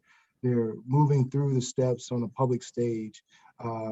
But as you noticed, and I would say from the first board meeting to the second board meeting, you saw a lot more cohesion as they continue to work together as a team. So as far as a school district, we operate in the day-to-day operations, the management of the school district. They're the governing body. So our interaction as employees continues to be the same as it was before the newly elected officials came on board. We still have our same systems in place. We still operate on continuous quality improvement. If anything, I think that new opportunities and perspectives brings us an opportunity to improve on our continuous quality improvement cycle. So if anything, I think that it could provide an added value to our organization as we continue to move forward. But I would like us to keep in mind that they're learning their jobs in a public public light. So you're seeing the questions come out, but it's just the same questions that anyone would have on their first 10 days of, how do we do business here? So I think that the anxiety has increased, but I would like to provide some comfort in that and just saying that, the system is a very strong system that has existed for several years, and the systems can move forward even though there's a new governing body. So I think that that's something that everyone should be encouraged on, but to also be aware that new perspectives bring about an opportunity for us to fold that into the continuous quality improvement process and see how can we get better based upon those new perspectives. Excellent. Thank you so much for that. Since you mentioned, you talked about dealing with some of the equity teams for the GCPS and also some of the disparities with the districts. Is there any flexibility within the equity strategies among school clusters, or even among certain schools within existing clusters? Oh, 100%. That's the whole purpose of equity, right? And you have to be able to provide flexibility. And I really do think sometimes that gets lost in the work of equity. Sometimes people believe that it's trying to paint a broad picture for everyone. And really the whole purpose of it is provide the support and enrichment that everyone needs. And it goes both ways. So, and I really want to make sure, especially in this setting and anytime that I speak, equity is just not about race. I'll say it again. Equity is just not about race. We know that in America, race is a major variable, but there are also in Gwinnett County Public Schools, we have a huge international population. There are other variables that exist. Let's talk about religion. Let's talk about language barriers. Let's talk about the LGBT community. Let's talk about economic status and how that impacts the availability to have a livable lifestyle. Let's talk about transport. There's tons of issues that come into the space of equity. But keeping that in mind, to provide the support in every cluster looks completely different. If we go from the Meadow Creek cluster, which is predominantly over 7% Latinx, and then we go 15 miles down to, let's say, Shiloh, which is predominantly African-American, socioeconomic status between the Meadow Creek cluster and the Shiloh cluster are completely different. We have to be able to be nimble, be flexible in allowing those clusters and those schools to employ the areas of equity that are best suited for their student population in their community. But I think what's most important is something that Rebecca brought up. We have to equip our educators and our leaders with the ability to be able to identify what is needed and create the systems in place within those environments to meet those needs of the students and community. And we can't do that alone. So all of you in this room, we really need your help in doing that, because the community, it's a give and take. The community has to communicate what their needs are. And then the leader and the teachers have to be willing to listen to what's going on in the community so that they can meet those needs. So great question, Matthew. I really appreciate that. Absolutely. I think we've talked for just one more quick one for Rebecca. I don't know how quick, but how are you as a teacher trying to balance this, both supporting and challenging your students in this new hybrid environment? Are there any tricks or successes that you've identified or learned from throughout the year? Thank you. It's a lot of trial and error. I think what I am just always defaulting on is, and something that's kind of been hurt during the pandemic, is the collaboration with my peers. But I am thankful to be in a very unique situation where I do share a room with an extremely innovative teacher, Lindsay Davis, just to give her a shout out because she is incredible. But having that person just near me, and the people at least on my hall, that we can share ideas, like what's working, what's not working, and share those ideas. And then also asking the kids, like I just like to ask the kids, like if I want leadership to ask me what I think, like I have to ask the kids what they think, and so constantly getting their feedback on what they think is working, what's not working. And so we've had to adjust, and I've had to adjust my expectations as an AP teacher. I still got the College Board hanging over my head. So I have had to ease up, and that's that rigor versus grace. And so, but we love a Google slide and we love a Google Classroom situation to be able to, even if they are a black screen and they don't want to talk to me on Zoom, giving them that voice and that space to express their ideas and their thoughts, even just on a collaborative Google slide. I don't have to single them out, but it gives them an opportunity to express what they're thinking and work out their thinking in at least that space. And it's actually made it a lot easier for me to give like really quick feedback in that space. And so I think I am thankful for that digital kind of mandate now, that it does give kids who don't like to speak out in class more of a voice and an opportunity to process thinking. So thank you so much. I'm going to throw it back over to Sean now to kind of wrap the panel up and lead us over into a break. So once again, thank you both for being here today, Dr. Welch and also Mrs. Carlisle, and for your liberating leadership that you're exercising each day to make sure that we continue the great work of just providing and maintaining quality schools. Of course, again, we didn't get all the questions answered, but we will get those responses to you. In addition, we will make sure you have their contact information as well, so you can continue even after this to make contact and pose any questions to know how you can get involved. But again, as an educator, thank you all so much for standing on the front lines for our students. This is important work. Doug, I'm also including you. Kendra, Dr. Washington Bass, I'm also including you guys as well. This is difficult work, but we're doing great. And my hat goes off to you all. Continue the great work. Thank you all so much. And we're going to take a break now, and we will come back at 11:10. Okay, so thanks again. Thank you so much. Thank you. Thank you so much. Mm-hmm. Thank you, Rebecca. Thank you, Dr. Welch.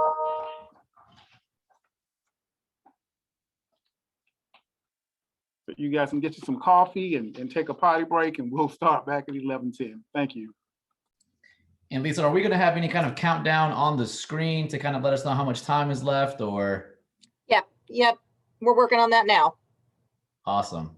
All right. We'll see on the screen Remember, how much time is left. So that jazz music. Yeah, there we go. There it is. Awesome. We'll see you guys soon. Thank you.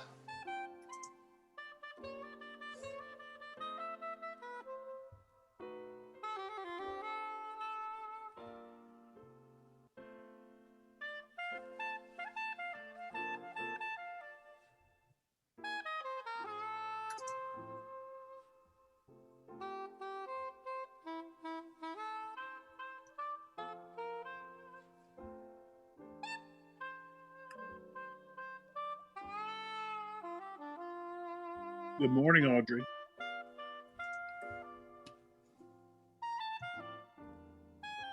Is that Jeff? It is. How are you? I'm good. How are you? Hello, Mr. Sean. Good morning, Audrey. Love you. On Love you and miss you. my faves. Thank you. You know we miss you so much. Oh, I tell you what, I can't wait to where we can be together. I know it. Me too. Well, we just finished our 10 minutes. Hope you got a good break there, and welcome to our panel. So I want to jump in to keep us on time, hopefully make up a little bit of time here, but we all know how complex the disruption has been this past year. Our community has faced immense challenges around issues like health, housing, jobs, food, etc. And these issues can easily seem from the outside like individual disconnected issues. But the past year has revealed more than ever that these issues are never disconnected, but are always related to each other in many ways. So today, we have invited a distinguished panel of community leaders working across some of these areas to come share with us and connect the collaborative dots. So it's my honor to introduce you to Dr. Arona from the Health Department. Dr. Arona, so glad to have you here. We have Marty Allen from the City of Suwanee government, who's the city manager there. Marty, thank you for joining us. We have Jen Young from the nonprofit Impact 46, who's partnering with the city of Lawrenceville on the COVID response there. Jen, so glad to have you here with us. And last, but certainly not least, we have Jace Brooks, former Gwinnett County Commissioner, who's now leading in the area of workforce engagement at the Georgia Center for Opportunity. And we want to say thank you to all of you for joining us here today. We're going to ask, yeah. Scott, first off, thank you for allowing me to join this very distinguished panel. But Scott, if I'm involved, that we have to start off with a joke for the day, right? Oh no! All right. So those of you who don't know, Jace with our group from the Gwinnett Coalition, our Gwinnett Cares group, is our stand-up resident comedian. So Jace, go for it. All right, here it is. Here's my dad joke. This is kind of a Monday joke on a Tuesday. So. Did you hear about the dust bunny that fell in love with the Roomba? It was swept away. Oh my gosh. Jeez. And there's the penultimate in disruption. Jace, thank you, man. I love it. I love it. So no longer elected official. So listen, we're going to ask each of these leaders today some individual questions from their leadership worlds. And then we're going to allow them to have a little bit of dialogue time together. And then finally, in closing our time, I'll give all of you the chance to ask some questions of these great guests. So I want to begin today by asking some questions, starting with a leader who has really touched all of our lives across every issue in our community over the past year. Dr. Audrey Arona, the head of our health department. Dr. Arona, love you. So grateful to have you here. And I want to dive in here with a few questions for you. So can you describe— Happy to be here. Happy to have you here. Can you describe how you and your team have managed to find focus when it feels like every day there is so much disruption in your world?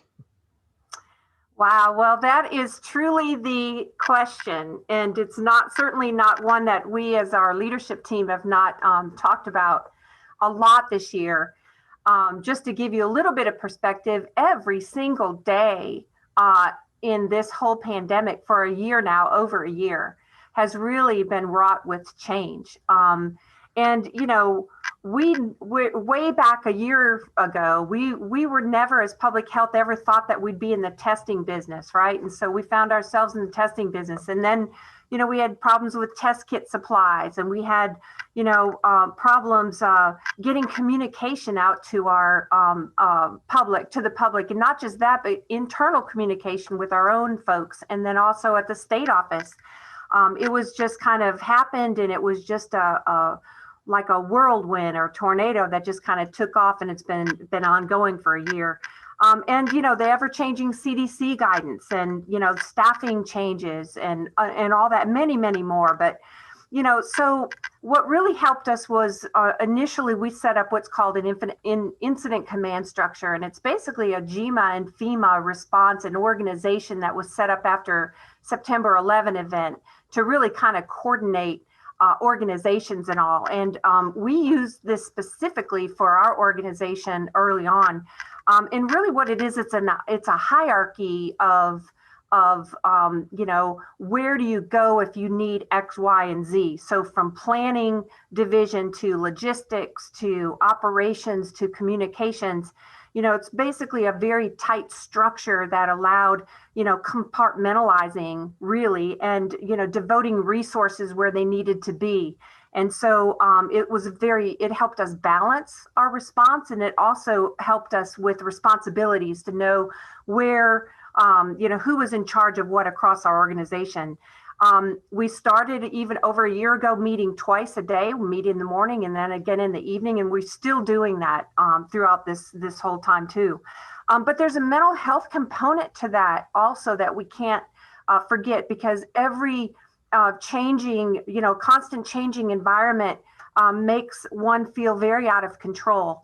And so we felt, you know, very out of control and have this whole year, and we've learned to adapt to that. However, the importance of mental health and relying on that was really critical. And so we really look to each other in a leadership role and kind of do checks and balances, and, you know, see somebody that doesn't look like they just got out of bed or something, or, you know, or they're a little bit snappy than they usually are. I mean, all those are keys in how we work together to encourage one another. And our focus was really the mission of our health department, and that is to protect and serve and provide health to our community.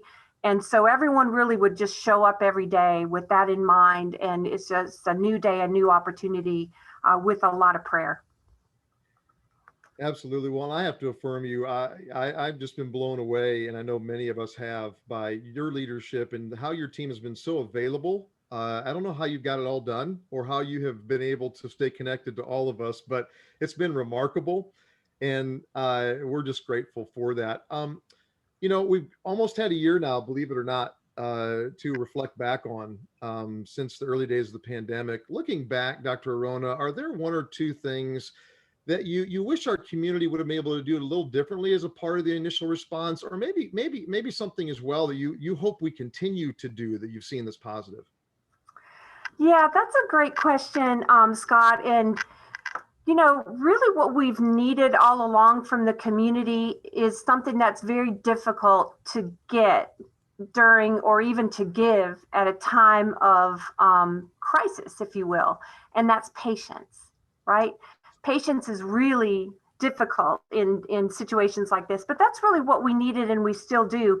You know, the struggle has always been supply. If you think a year ago, like I said, with testing, you know, everyone was focused on, you know, I can't get a test, I can't get an appointment for a test, and, you know, where can I go for this, and do we have access, does everybody have equal access to testing, and blah, blah, blah. And really, it wasn't the structure of it, because we knew how to do this. It was the supply of test kits. And if you think about it to present day, that's really where we are again, right? Because now we have this vaccine, which is really great. The challenge is the supply of the vaccine. We know how to get this into our community. We have infrastructure in place with pharmacies and doctors' offices and hospitals and the health department and mobile units and blah, blah, blah. We have all that in place. The issue is the supply. So patience is one of those things. The second thing that I would say is that even at the beginning, we've had to really try to convince the public about these prevention measures, about how to handle COVID and how to stop the spread of this, right?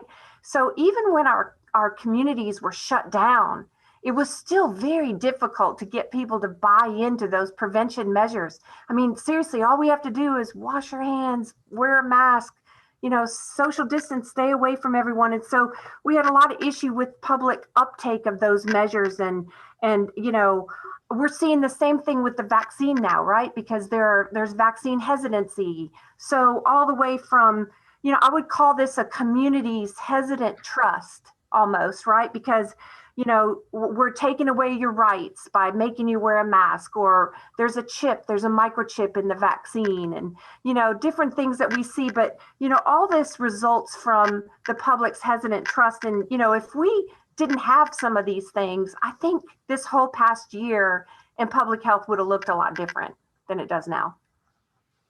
That's great. And then last question for you before we move on to our next panelist.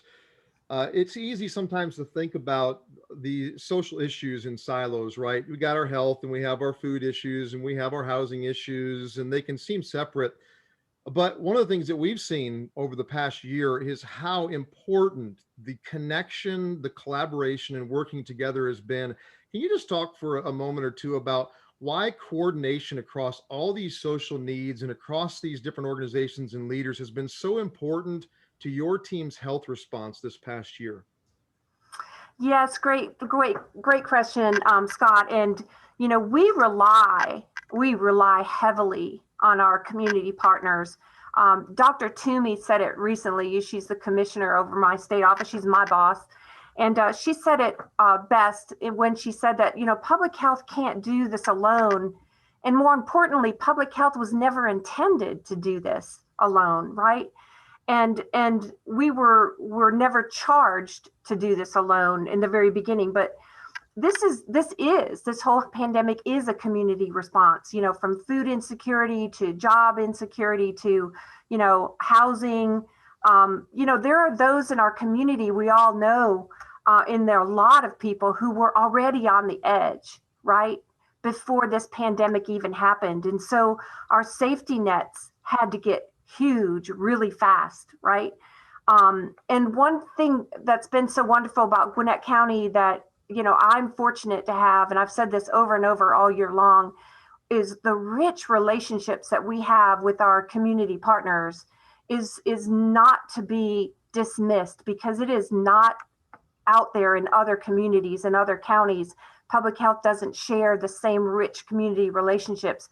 And those relationships have really grown deeper and richer even this past year. And I'm so blessed. Well, Dr. Arona, you have really been kind of the connector for all of us across the community in so many ways. And so thank you so much for those responses. And we're going to come back for a little bit more dialogue at the end around that idea of collaboration. But one of the things I know about all of you is just hearing Dr. Arona share for a few minutes, you all have questions, I'm sure, probably tens, if not hundreds of them. We may not get to all those questions, but you can start seeding those into the chat. And we want to make sure that we have some questions ready for our Q&A time at the end. But I want to transition now to our next area in our next panelist, Marty Allen, who is the city manager for the city of Suwanee. And when we think about the government response, Marty, this is obviously something that is more than once in a generation, once in a several generation type challenge that we're facing together. I'm curious, at the city government level, how in the world did you guys go about figuring out what the city should do from the early days on through the challenges of the pandemic? Yeah, thanks for having me. I see a lot of familiar faces, which is good. There was a lot of uncertainty. There was, at the very beginning, we were all asking ourselves that very same question: what is our role? I went back to prepare for this. I went back through some of my notes that I had and information that I was sharing, and I was reminded of some real important things that happened early on. It seems like the week of March 9th of 2020 was when everything started to galvanize with a certain amount of seriousness around the country, including here. And we are fortunate to have a countywide emergency operations plan. And the plan is very clear in that the Gwinnett Rockdale Newton Health Department is the lead agency on pandemics. Not long after grabbing open the plan and looking at that, we had a meeting that Dr. Arona held on March 11th, if I believe. And I recall leaving that meeting very, very comfortable and confident that we had very excellent leadership. And I'm not just blowing smoke. If you read some of my notes to the city council at that time, Dr. Arona would blush at the positive things that I was saying about the leadership that we had already in place surrounding the pandemic aspect of that. So what that did, though, is it started asking the questions of us: is what was our role? What are we supposed to be doing? What should we be doing, moving forward? We started looking at what our mission critical areas were for the city of Suwanee. For Suwanee, we had to make sure that our water system remained operational, that our police was still patrolling and available.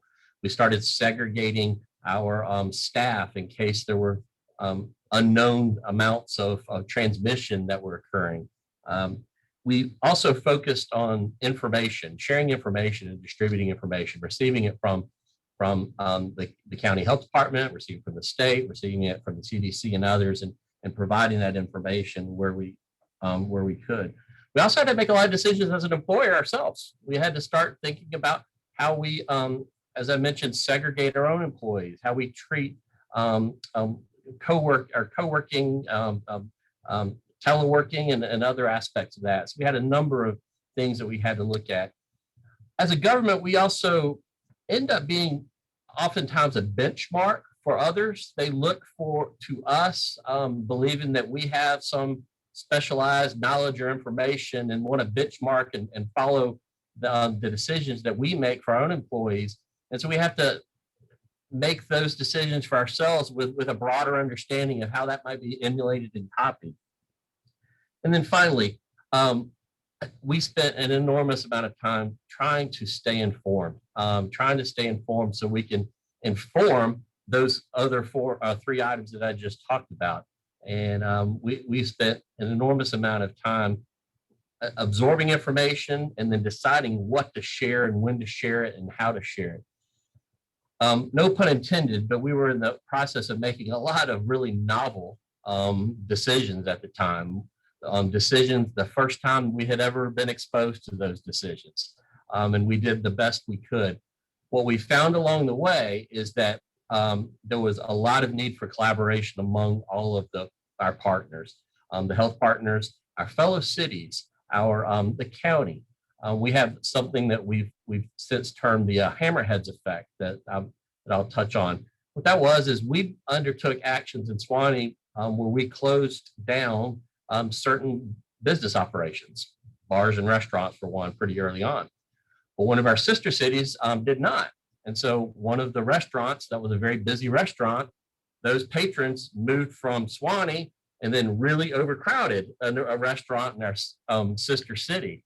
And that the actions that we took had effects elsewhere that came to light. And so we did a lot more collaboration with the county, with our sister cities, to have a unified approach. And that was very helpful because not only did it improve our decision making, but it also got everybody on the same page. So in short, there was a lot of uncertainty. We had to do a lot. We had a lot of novel decisions, and we had to educate ourselves by working with our partners. And once again, Dr. Arona is probably tired of getting all the accolades that she gets, but she deserves every single one. That's great, Marty. Well, Marty, I think one of the things I'd love to just take a moment to talk about is some of the political challenges that you guys face. I mean, obviously you have constituencies that sit on different ends of the spectrum, right, with COVID. And then, as you think about cities and thinking about your response to the racial equality and inequity type things, and how do we allow our city and our people to respond to those things, but also balance that with COVID? I mean, how did you guys process some of these real political challenges you had to face? Yeah, they were real. Next time we have a pandemic, I hope we don't have a national movement also around important issues to work with. Also, we had questions about masks or no masks. We had certain individuals that we understood the severity and the seriousness of undertaking actions, closing businesses, and there were a lot of questions about that.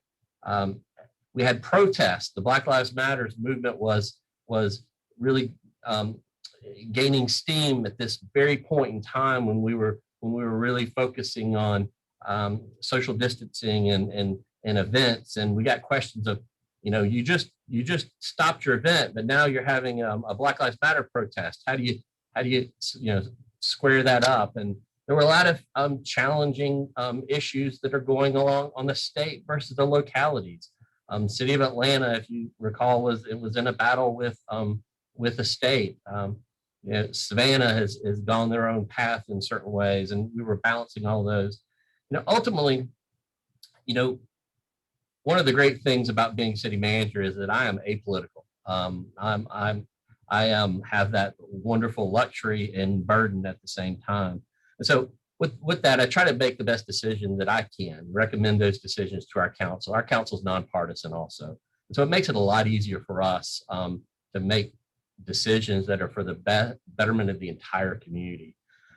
But I'm not going to lie, the political world still seeps into much of what we do. We just try to do everything we can professionally and with good intentions. That's great, Marty. And we certainly appreciate you and all of your peers across all of our cities that were wrestling with some of the same things. And so we'll get a chance to come back at the end and share a little bit. But I want to turn our attention now towards our next panelist, who actually is connected to the work of the city. Jen Young is the director of Impact 46 and actually is the primary partner with the city of Lawrenceville in their COVID-19 response. So Jen, we're really glad to have you with us. And I want to start with a question of the Lawrenceville Response Center was created in the middle of the pandemic as a direct response in partnership with you at Impact 46. How did it come about, and what has it been like trying to build something new in the era of COVID-19? Extremely easy. It's thank you everyone for allowing us to be here. It's a great opportunity to share. The Lawrenceville Response Center came about in direct response to what was happening as we were listening to our community. We didn't want to react, and we didn't necessarily want to just resource. We wanted to respond. And a way to do that meant that we had to leverage all of the relationships, all the trust that was already in the community into action to meet the needs and the continuing and growing needs and things that we didn't know in response to COVID, as well as some other things that were happening mentioned with even some of the protests. So we formed the Lawrenceville Response Center. We launched it virtually on April 14th. It has remained virtual this whole time. So within that, we essentially built a new business virtually. So I was extremely thankful for technology. That was the only way that we could do it. But within that were the complications of hiring and training staff who you couldn't meet with, putting together all the infrastructure. So all the things that and the backbones that were needed to launch this had to be done very, very quickly with all these unknown variables that were coming in on a daily and changing continuously. So when we launched this, we knew that it had to have kind of three components that we really preached and continue to preach within our staff and externally to all our partners is to remain flexible, have open and continual communication, and give the benefit of the doubt. Those are three kind of the pillars that really helped us continue with so many things that we just couldn't control, but we're trying to manage at the same time. And so we launched really to serve out of a need by listening to our community. Lawrenceville is 52% rental. And so we knew with the drastic changes and rapid unemployment and loss of hours and wages to a certain demographic, that Lawrenceville had the potential to become a major crisis in Gwinnett County in terms of housing. And so when we launched the the response center, it was collaborative, but it was coordinated in a way that provided a multitude of different services based on the situation that COVID was presenting to us. It didn't just affect housing, it affected employment. It affected childcare, it affected education. And so we couldn't just go at it in one direction. We had to bring in all the players who were already doing a phenomenal job. They really, really were. Everyone was serving in a way prior to us even launching this. We just brought all the people together in Lawrenceville in a coordinated, collaborative way and kind of served as the convener to really help give direction and leadership on how to respond to our community.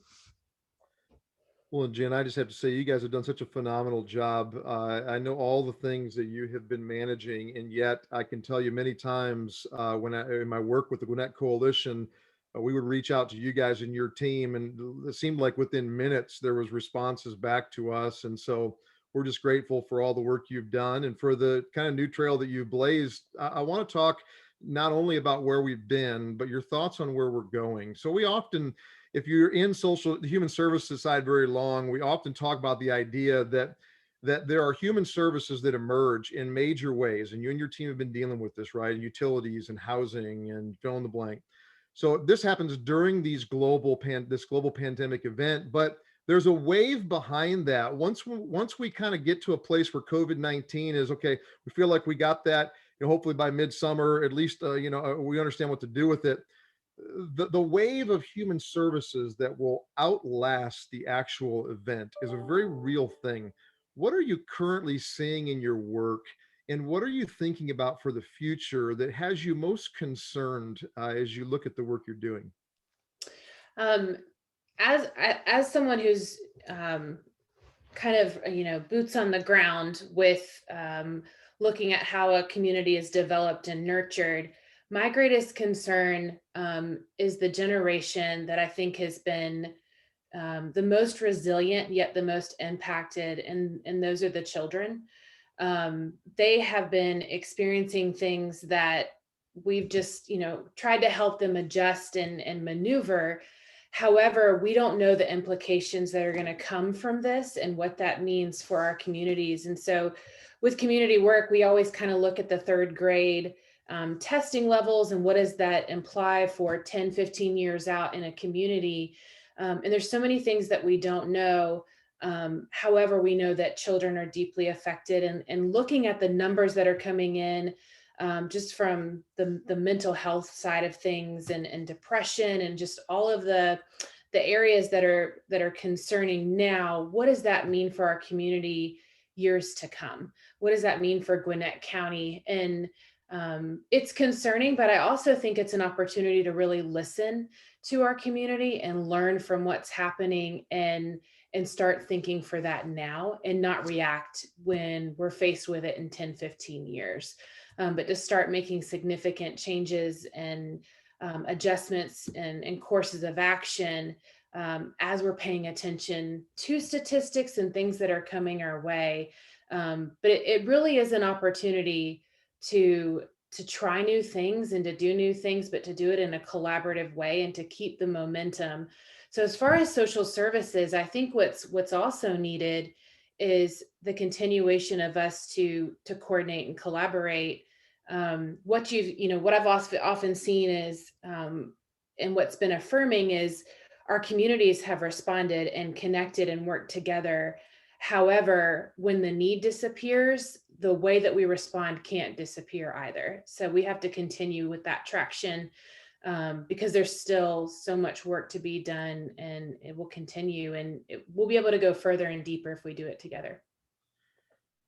Jen, that's great. And guys, I just would say in regards to Jen's response, to me, I've gotten to sit in a unique seat at the Gwinnett Coalition with the Gwinnett Cares Project. And what Jen just described, I mean, here's Jen and her team doing work around housing and utilities and food, and yet their team is concerned about our kids in the next generation, right? And I can tell you that's been one of what I think has been one of the greatest wins of what's happened through the COVID, is that everyone across leadership in all these different areas is not just thinking about their own thing. They're thinking about how does it affect others and how do we coordinate and connect so we can work together to make sure that we're tackling these issues. And so, Jen, I greatly appreciate that. And I want to turn to our last panelist, Jace Brooks. Jace, so you were a county commissioner when COVID-19 began, and now you're focusing on workforce development solutions with the Georgia Center for Opportunity.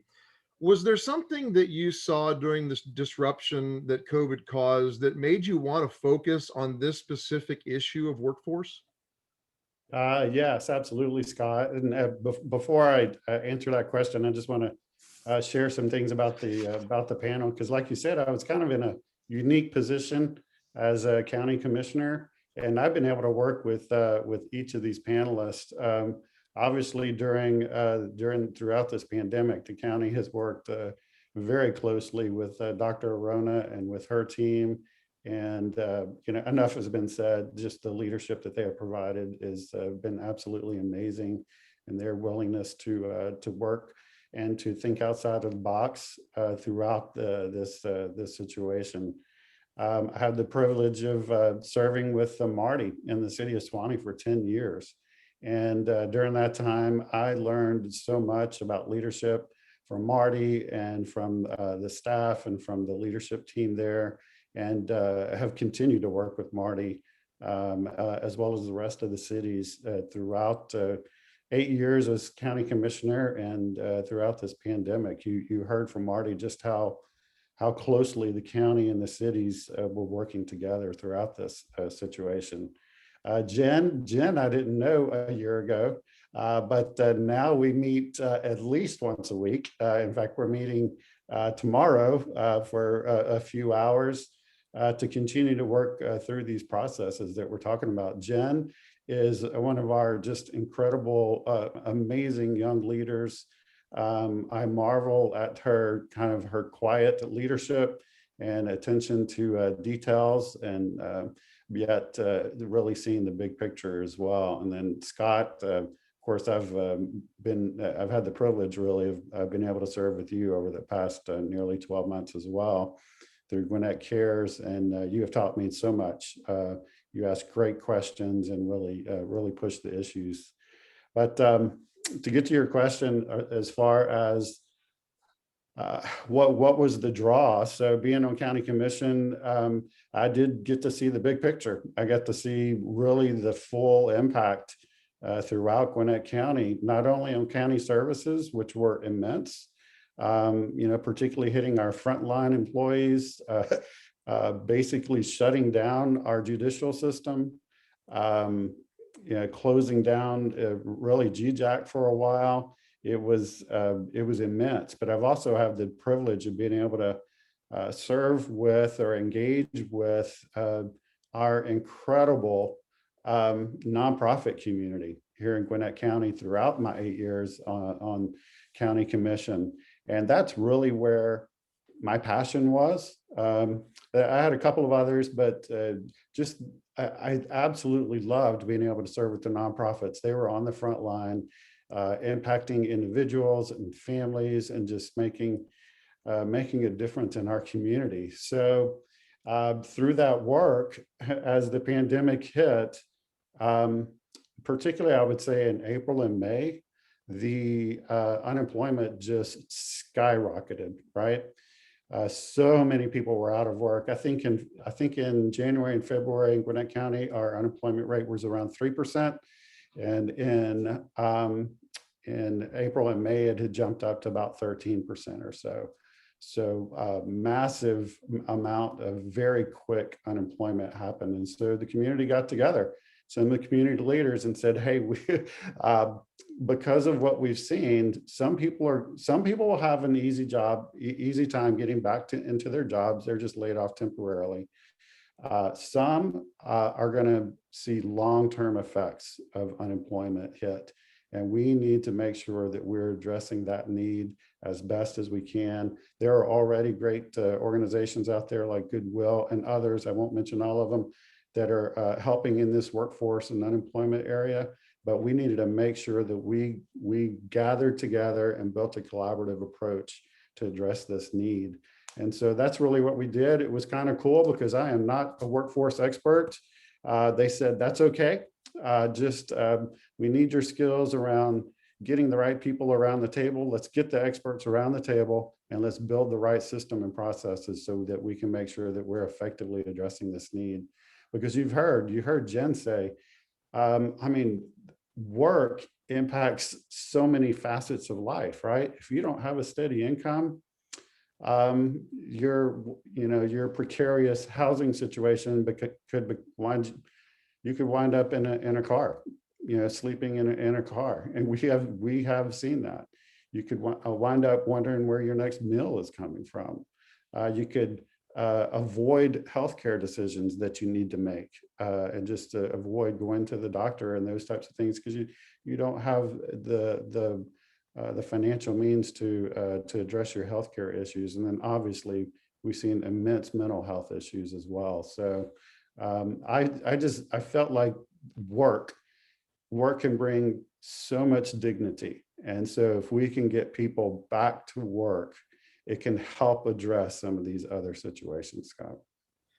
Jace, that's great. You brought up a few of the other organizations. One of the things as community leaders, all of you should be so proud of is, to Jace's point, I can't tell you over the last year how many thousands of different connections and conversations and sharing of resources. I mean, there's things that we'll never know happened, but they happened because of a lot of the work of the leaders that are sitting here on this call and the leaders that are sharing with us. In fact, Jace and I both sat in different positions a year ago, and COVID brought us into a new place where we get to serve in a new way in the community. And Jace, when we think about the level of economic loss and the unemployment that we have faced, and that's really ebbed and flowed, right? I mean, it's been kind of crazy that COVID has caused. What are you thinking about in regards to the best ways to move forward on workforce solutions? I know you guys are thinking about some innovative things. Yeah, thank you. So again, it's because there's a lot of smart people that we brought together. And then I just get to guide those smart people. I always enjoy being the least smart person in the room. That happens pretty often, but particularly in this area right now. So yes, what we knew that we needed was a more collaborative approach. Again, individual organizations were doing a great job, but we needed to make sure that we were not only communicating with each other, but we were coordinating our response with one another as well. So one thing that we've noticed that the pandemic really exasperated is that there are a number of barriers to employment that will persist even once the pandemic is gone, but they were really heightened during this pandemic. I'll give you some examples. So I mentioned housing. So if you have very precarious housing and it's unsafe, or maybe like I mentioned, maybe you're literally living in a car or living at your friend's house, it's difficult to get to work. It can cause immense issues there, and it takes up so much of your mind power, right? You could have food issues. You could have transportation issues. So many, we don't have the best transit system in Gwinnett County. And so if you don't have a car, it can be difficult to get around. So transportation could be a major issue. Jen brought up childcare issues, particularly when the pandemic hit. That was a significant issue. And has continued to be, as we've seen, our schools try to, struggle with what's the right thing with being in school or not in school and all of that. But as a parent, all those parents, maybe they can't stay at home, or maybe they are having to stay at home now and have lost that income. So all sorts of these types of barriers that really need to be addressed. So we're looking at the whole person. And when we look at the whole person, we need those partnerships. I'll mention another one. I saw Matt Elders on this call. Matt has been incredibly helpful in his leadership with Home First Gwinnett and getting people their housing situations addressed, along with Jen at Impact 46. So that's really what we've been doing, is let's take a look at the entire person. There may be barriers to employment that we need to address first, or maybe we need to just get someone into a job, almost any job, but our desire is to get them into the highest paying job that they qualify for, and then help to address their barriers, and then move them to the next job and ultimately to a career by providing them with the skills that they need to continue along in that in their work life. That's great, Jay. So we appreciate that. And I want to take a question back out to the entire panel. You know, the reason why we wanted to put this panel together was to help the leaders in this learning experience understand that none of these things happen in a vacuum. We need each other.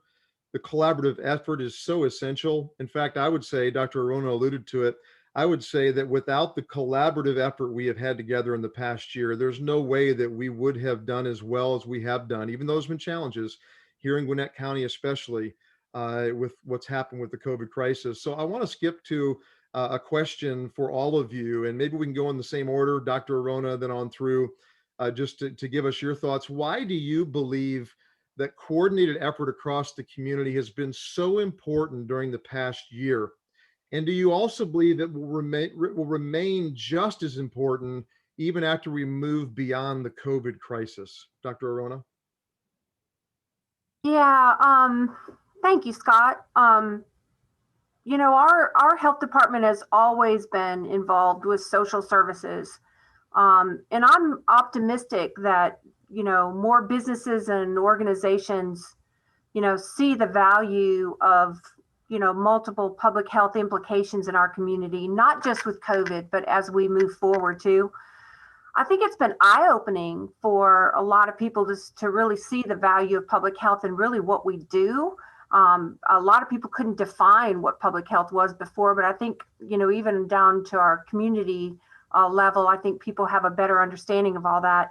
And going forward, you know, public health really needs, you know, to be able to be more instrumental in our community and also play maybe a deeper part in the infrastructure of our county, you know, going forward, much like fire, police, you know, our library system, parks and recreation, you know, all of that. Again, you know, it's a blessing from the pandemic, if you ask me, but you know, I want that momentum, you know, to charge forward and to be a resource that people look to and just say, well, you know, I need X and X, but, you know, now maybe public health will be in the back of their mind and just say, you know, I wonder if this is something Dr. Arona can help me with. And you know, as we develop our health department to be more integral in all aspects of health and safety, you know, of our community. A good example of that is, you know, we are not regulatory, but we watch the health and safety from our long-term care facilities, right? And so,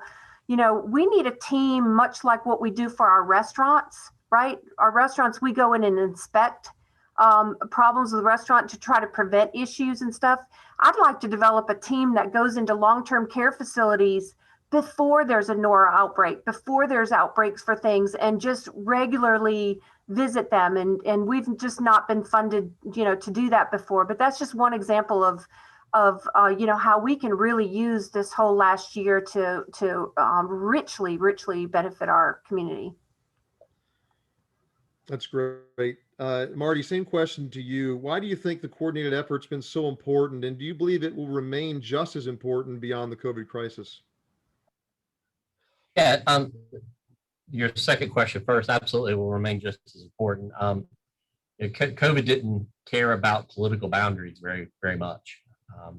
And we learned a lot of lessons along the way while we were getting our wheels underneath us about the importance of collaboration and learning what was working and what was not working. It was not as easy to just go and emulate and copy what was occurring in different communities. You need to have discussions, conversations, and deeper understanding of why someone or entity or an organization was doing this in order to address the problems that they may be having on their own. Swanee solutions weren't necessarily the same as Hayhira solutions. But understanding and knowing that and the collaborating to learn that was very important. And so to go back, without question, always continuing to learn, continuing to have the information that's necessary to make the right decisions requires collaboration. I'm absolutely not a healthcare expert. We were being asked at various times along the way to make healthcare related questions as if we had some special knowledge. I had to go to Dr. Rona. We had to go to others to get the right answer as opposed to just trying to go off the cuff. The last thing on that is, someone mentioned it earlier. I'm not exactly sure who, but there is going to be a lasting legacy from the mental health aspect of what this has done to us that I don't think has begun to show itself yet. And individuals in the community have been engaging each other in different ways along this year-long plus effort that we've been having and experiencing. That's going to continue. We've gone through various stages of collaboration and then at times hostility that I've seen in the community, and then it's still going to be there, and we've got to figure that out. And so the only way to the best handle that is through ongoing collaboration and continuing to learn, so that you don't have some city manager in a small town in Gwinnett trying to make decisions that I'm not capable or qualified to make. Other people that are here will have better solutions for that. That's great, Marty. Jen, I want to ask you the same question, but from a very specific place unique to your experience. You stepped into a role there in Lawrenceville where you had to pull together a few different organizations that were already doing work, right? And figure out how to work together. Talk a little bit about your experience of how you approached people doing really good work, right? You weren't starting from scratch. There were things you couldn't change. You had to kind of bring it together. How did you operate as a leader when you were trying to come alongside of things that were already happening? And then what do you hope will continue collaboratively beyond the COVID crisis for the future? So we took a community-based approach and just said, what does it mean for our city, Lawrenceville, in Gwinnett County to be healthy? And so we have healthy city metrics that we're looking at, and they involve all the different collaborative partners. So we're looking at education measurements based on what's happening. We're looking at the number of people employed. We're looking at livable wage. We're looking at the cost of rent. We're looking at all of those different things. And as we're trying to move the needle, what needs to increase and what needs to decrease? If we're a healthy community, some of the social services that are increasing due to COVID, we hope to see a decrease in those as we move forward and find solutions in a collaborative way. So we continue to work in that direction by asking the question, what does it mean for Lawrenceville and Gwinnett County to be healthy? Well, if people are not thriving, then we're not a healthy community. We may have a beautiful building, we may have things that we're bragging about that look great, but at the heart of it, if people are not thriving, we're not a healthy city. And so that's the approach that we take with Impact 46 and invite people to be a part of that story. And then how are we moving the dial and what direction are we trying to go in together? And so each partner plays their role. But what's great about our strategy and our approach is we're not asking you to change who you are as an organization. Keep doing what you're doing, but let's work together and look at the measurements and measure together. So food, when we work with Tom, has a huge implication on a family unit and how they're helping a family recover and become sustainable because they provide a much needed part of a budget and part of nutrition. And so but that's just one section. And so then we jump over with what we're doing with Georgia Center for Opportunity. They're focused on employment. We're not asking them to go over and try to do food. And so by combining and really coordinating all our services and our efforts, what we've really seen is that a lot of the approaches before this have been singular and siloed, and we've just tried to pull all of those things together for the benefit of our families and individuals and neighbors, but ultimately it benefits the city as well. And so that's how we're going to continue to move the dial on systemic issues that were present before COVID and are still here. We're just now aware of it and we get to go deeper, but we're doing it together. That's great. That's great. Thank you, Jen. And then Jace, just your final thoughts before we end with a question and then open up for Q&A. Got one more question for you all just to answer briefly, but your thoughts on the importance of the coordinated effort. And we've had enough conversations to know, I know you believe it remains just as important. Why do you think it's so important moving forward, even after COVID crisis? Yeah, thank you, Scott. And absolutely, it remains immensely important. Here's the thing, we've known for a while that the coordinated response is what it really takes to move the needle, like Jen just talked about, to really have lasting impact and move the needle on the significant issues that we need to address in Gwinnett County and throughout the region and state. It takes a coordinated response. I've often said, as tragic and terrible, and I mean that wholeheartedly, as this pandemic has been, a bright spot has been that it has really forced us into this coordinated response, right? We couldn't tackle it any other way. And so it's really forced us to work together, and that needs to continue. I'm a little concerned because there's some infrastructure that needs to be in place in order to continue that effort and continue to make strides in coordinated response.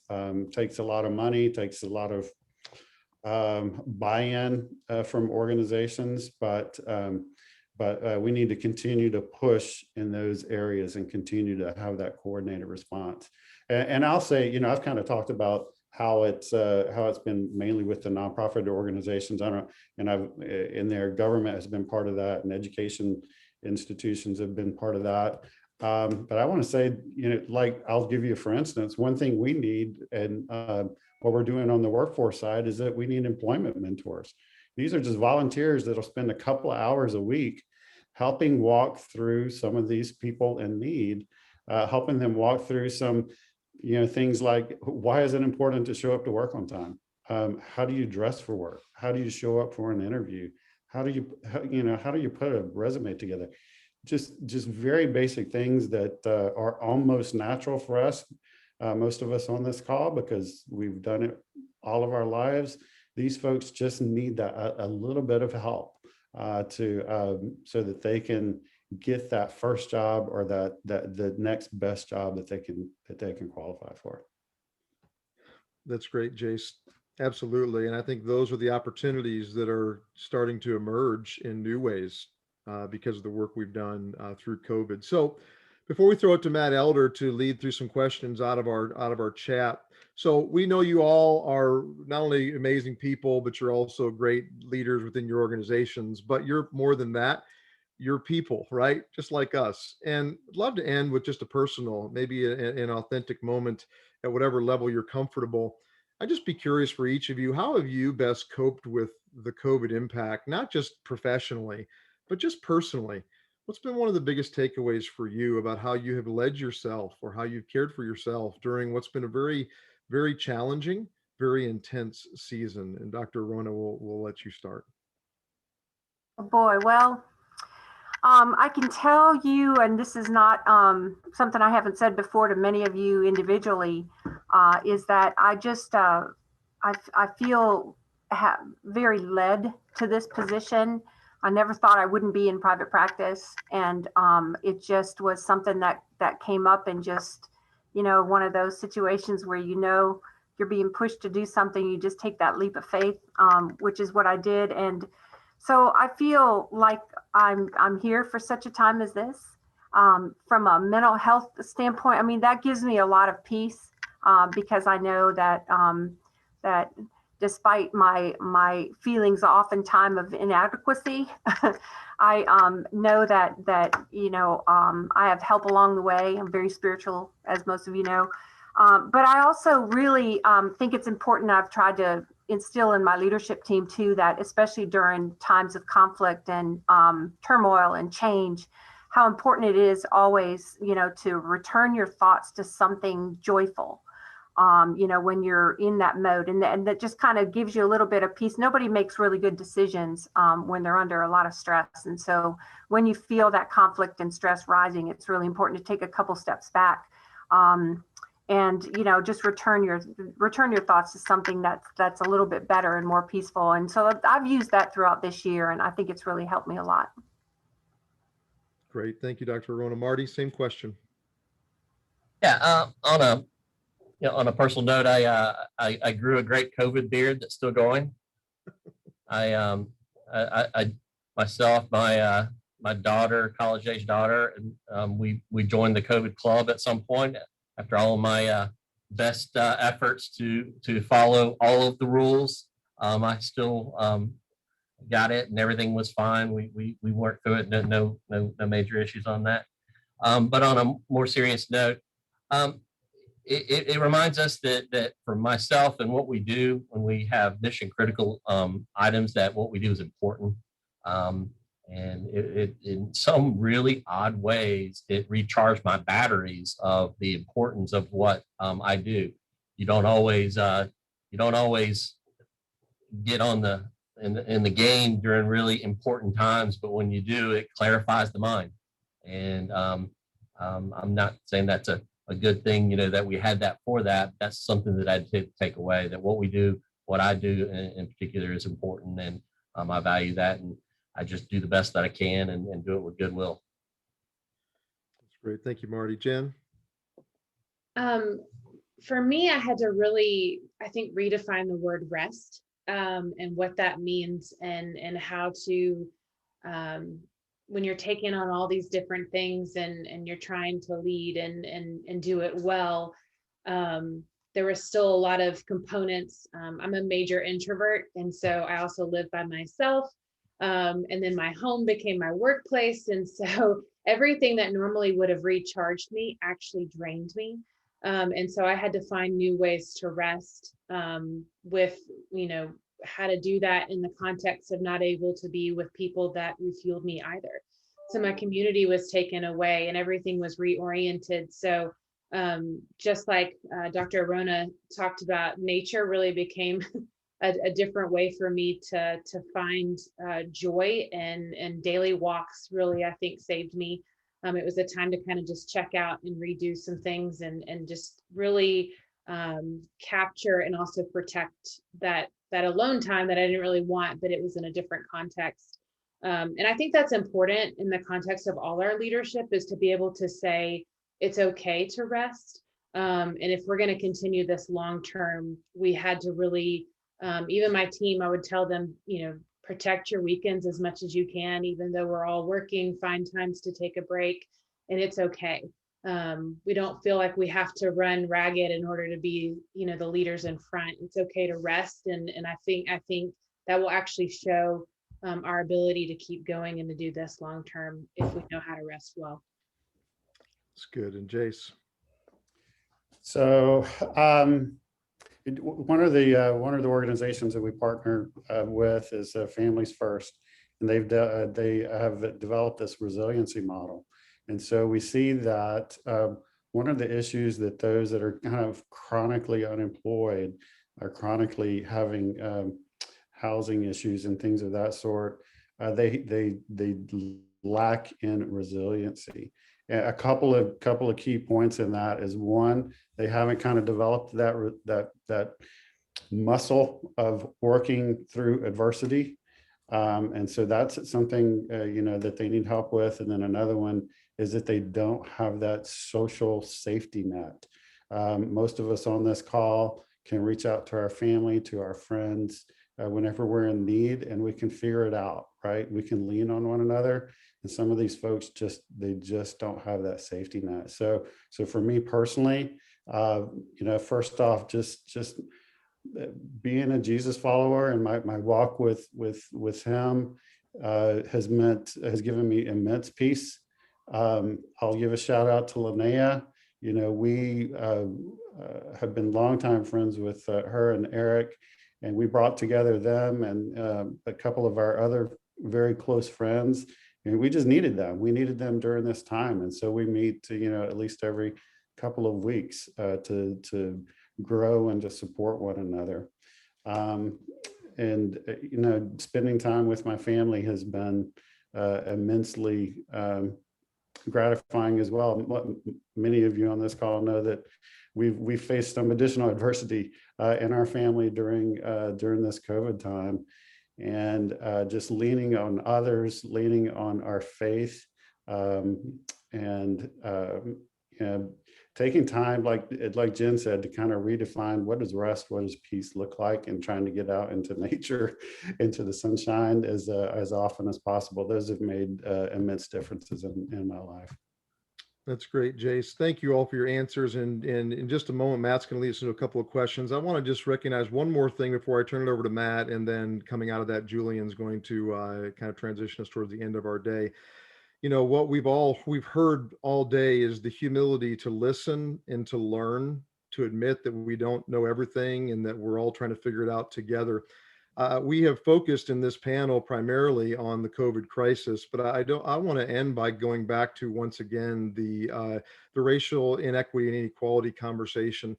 You know, probably the most insightful thing that I heard from Ed was when he said, in the midst of the COVID silence, when we were all at home, all of a sudden George Floyd happened and we were all forced to have to deal with this in our face. And it really was a great gift that COVID gave us, because now we get to have honest conversations. And I would just say, in the same way we've all listened and learned, I would challenge you, if you've never read a book about the Black experience in America, please go get a book.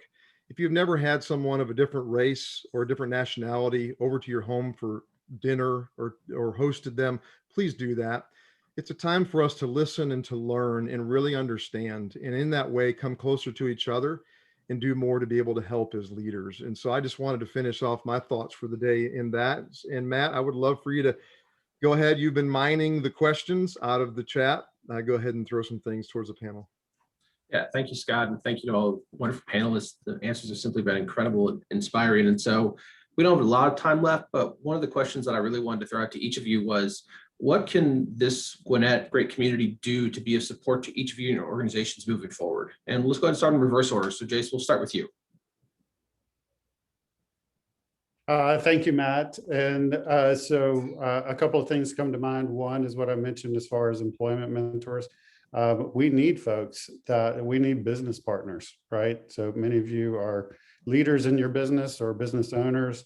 So we need those business partners to help with employment mentors. We also need to partner with our businesses. Our goal really would be to get to a point where we could develop a system where if our clients answered yes to, say, 4 or 5 different questions as far as basic requirements for a job, that we could guarantee them an interview.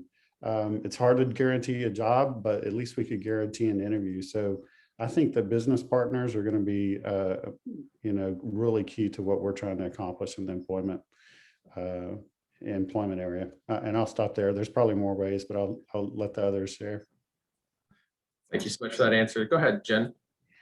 So we are really focusing in 2021 on some systemic things that we're seeing in terms of housing and really wanting to move the dial. So Matt and I are working hand in hand and doing a lot of things with Gwinnett County. And with that, we've just more so than ever are sharing information and sharing ideas, sharing our networks, sharing our data for the benefit of people. And so I think that's the one way. Most people want to volunteer, which is great, but a lot of the times that the assets that we need are the people themselves and the networks that they bring and the information and skill sets. And so I think moving forward, that's what we're really interested in, is working with people that can bring some systemic change to the things that have been here for quite a long time. And so with that, it's connecting to developers and people that are higher up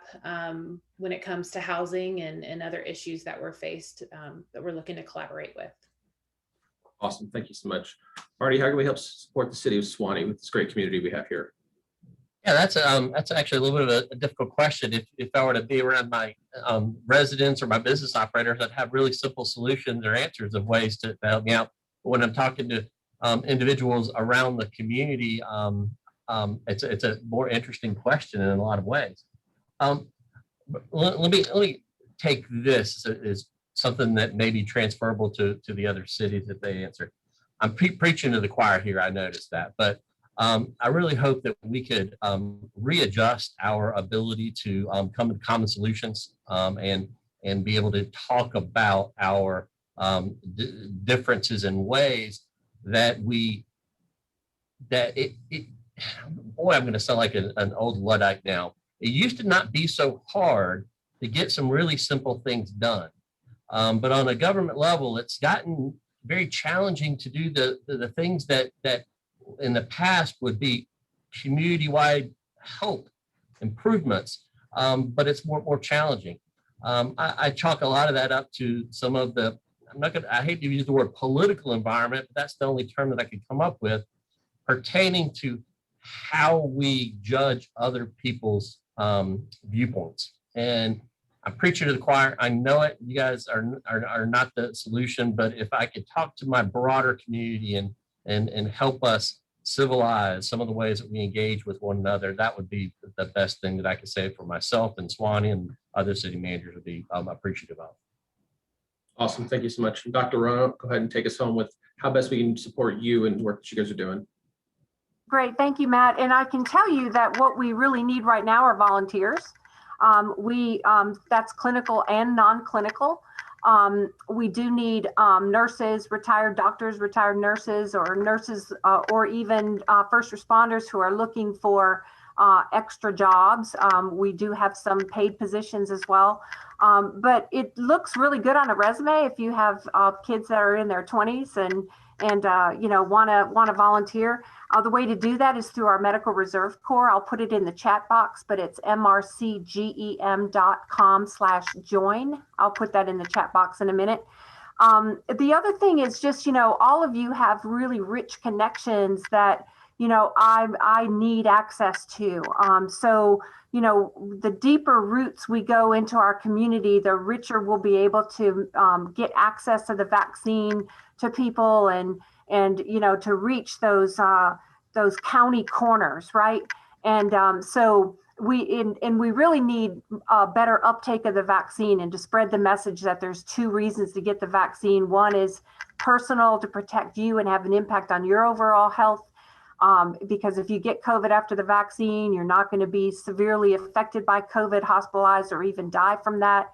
And the second important reason to get the vaccine is because this way you are providing immunity to your community and those around you where COVID cannot spread then through you, to others. And so we really need help on spreading that message and increasing the uptake. And I'm really trying to listen to people to hear the reasons why they're hesitant about the vaccine. And because to me, it doesn't make any sense for somebody not to want to get the vaccine, especially after this point when millions of people have been vaccinated with very little side effects and severe consequences. So, and then just your overall support, of course, for public health, which, you all do so well. Thank you all so much for your time, for your leadership, and for your commitment to the work you've been doing throughout this pandemic. We are so grateful to have you guys here today. And with that, I'm going to go ahead and kick it over to Julian to begin to close us out for the day. Yeah, absolutely. Thank you for that, Matt. Thank you very much, community panel. You guys were amazing. It was fantastic hearing from just how our community came together. And it was great to be able to hear some of the things, some of the differences that we had to deal with. But it was also interesting to be able to hear a lot of the similarities that we all, had to do with as a community, and also in our own organizations as well. So a big thanks to the panel for joining us. A big thanks to the class for joining us as well. We really hope you enjoy the day and getting, being able to hear from from disruption in the collective community and what that looks like. Disruption in education and being able to see what that looks like and being joined by Dr. Welch and Rebecca Carlisle, and then, seeing what disruption in business and in industry looks like, through Ed's kind of lens from that perspective. And then I hope that we were all able to kind of see, a lot of the similarities, a lot of those common traits that all of our liberating leaders had as they kind of, presented out and kind of gave us their perspective on it. We saw that a lot of their actions were intentional. They weren't accidental.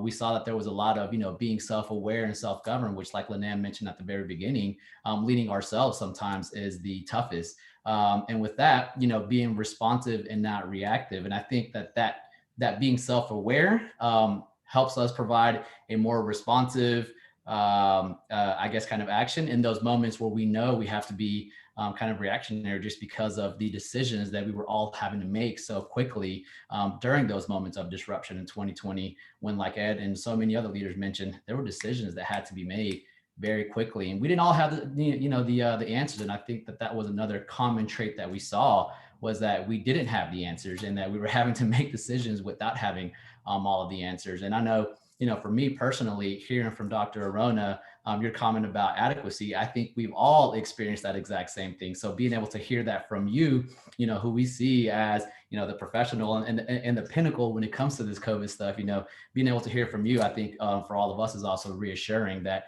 we are all experiencing a lot of these same kind of things at this moment right now. And then the focus on the greater good as well. That was really a common thread that was there throughout, being able to do all of the things that we do, for the greater good. We heard it from Ed and his people, and choosing his people over profit. We heard it from the education community in terms of doing the right things for students, for kids, for children, their well-being and their education. And then from the collective community panel that we had, and coming together for that kind of common greater good. So with that, we really hope you guys, enjoyed today. We really hope you enjoyed your first learning day of the Leadership in the Moment series. And I really hope that we're all able to kind of pull away, how will we show up as leaders, especially as you go into, the next 2 learning days, the recovery day and the future. And then you see, what's it like to be on the other side of me? And now we have a much better idea of what that looks like. And I hope we all have that better understanding that leadership in the moment, leadership right now really does matter among ourselves, among, our peers, those closest to us, among our organization, and then among our community as well. So with that, I really appreciate everyone, being a part of today. To the committee, you guys were amazing. You guys were fantastic to work with. I really appreciate all of the work that went into making this day a successful day. I know Lisa has a little bit more for us about what is to come. So with that, Lisa, I'll go ahead and turn it over to you. Thank you, Julian. What a great wrap up. It definitely, everything that all the speakers we heard from, all the questions that we had, and the energy from the room really just did indeed embody leadership in the moment. And that was the whole gist of this this project that we're undertaking. And I want to thank each of the class members for hanging in there, for keeping your cameras on. You know what? It's a little thing, but speakers, when they're speaking to a virtual room, really do appreciate to see everybody's faces. And I appreciate you guys doing that. I think it worked out just beautifully. This reminded me why I love my job so much, is that I get to hear from all of the leaders in this community. I get to hear from what the issues are. I feel like I can call all of you my friend, and that's why I just absolutely love my job. So I needed this shot in the arm as much as everybody needed it. So thank you for that. Lots of great insight. So in terms of the evaluation, if you're in Leadership Gwinnett, at least for the 10 years I've been doing it, you couldn't get out the room without your evaluation. It was either light green or light blue or pink or yellow.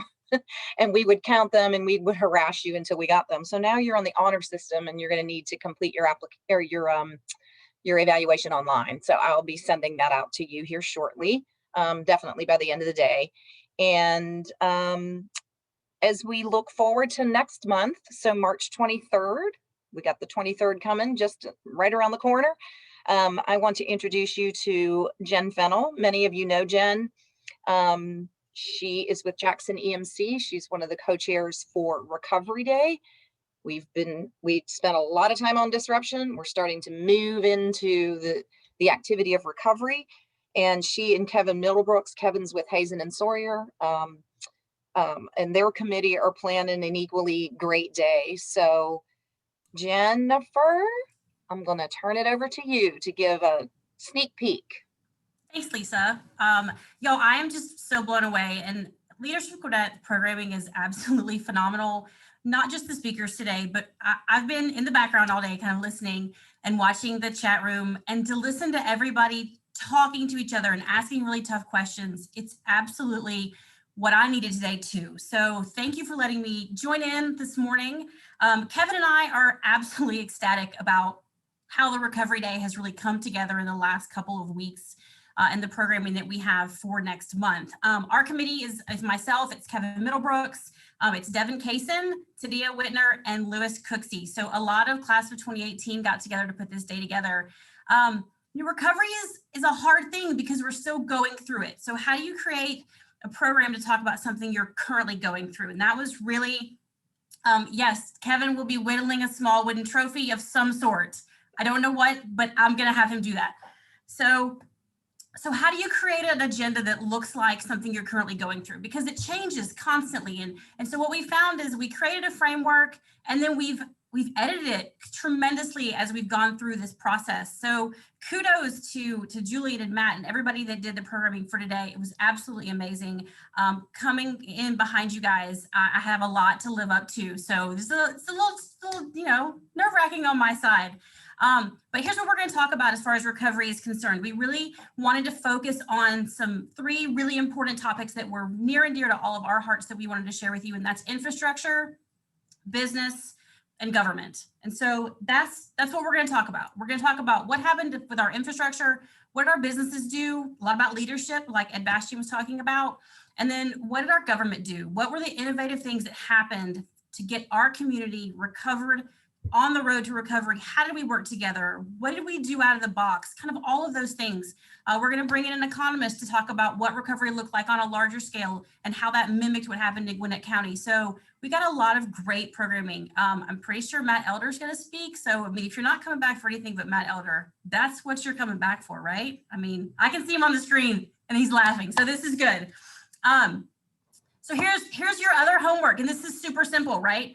We have the pleasure of welcoming our family, welcoming Chairwoman Nicole Love Hendrickson onto Recovery Day to talk about the county.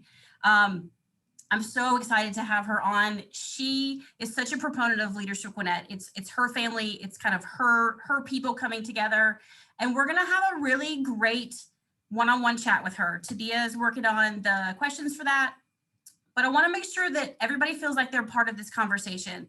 So think about this.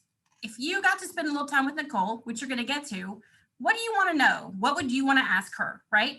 This is a safe space to ask tough questions. We all have a lot of questions about things that are going on in our community, whether that's economic development, whether that's race relations, all of the social injustice, all these things that have come together that we've all been dealing with. And we've got to talk about that as a group, because we've got to figure out how to work on it as a group, how to heal as a group, how to recover as a group. So we want you to think about and submit. Lisa's going to send you a link, but tell us what you want to know. What would you ask Nicole? We're going to give her the questions beforehand so she can think about them and really come out with some great answers. But this for us is Nicole's homecoming after the state of the county to really talk to us about what's important to her. Same thing, we're going to have an economist on. If you have economic questions about economic recovery, if that's kind of your thing, please submit us some questions there. We're really excited. And I also know that I'm holding you up for lunch. Can't wait till March. You guys are amazing. Thank you so much. And I'll get to see you in a month. Thank you, Jennifer. I appreciate it. Okay, one final shout out to Rock, Paper, Scissors. Thank you, Val, behind the screens, for helping us and making today seamless. We appreciate it. With that said, y'all go have lunch. Enjoyed it.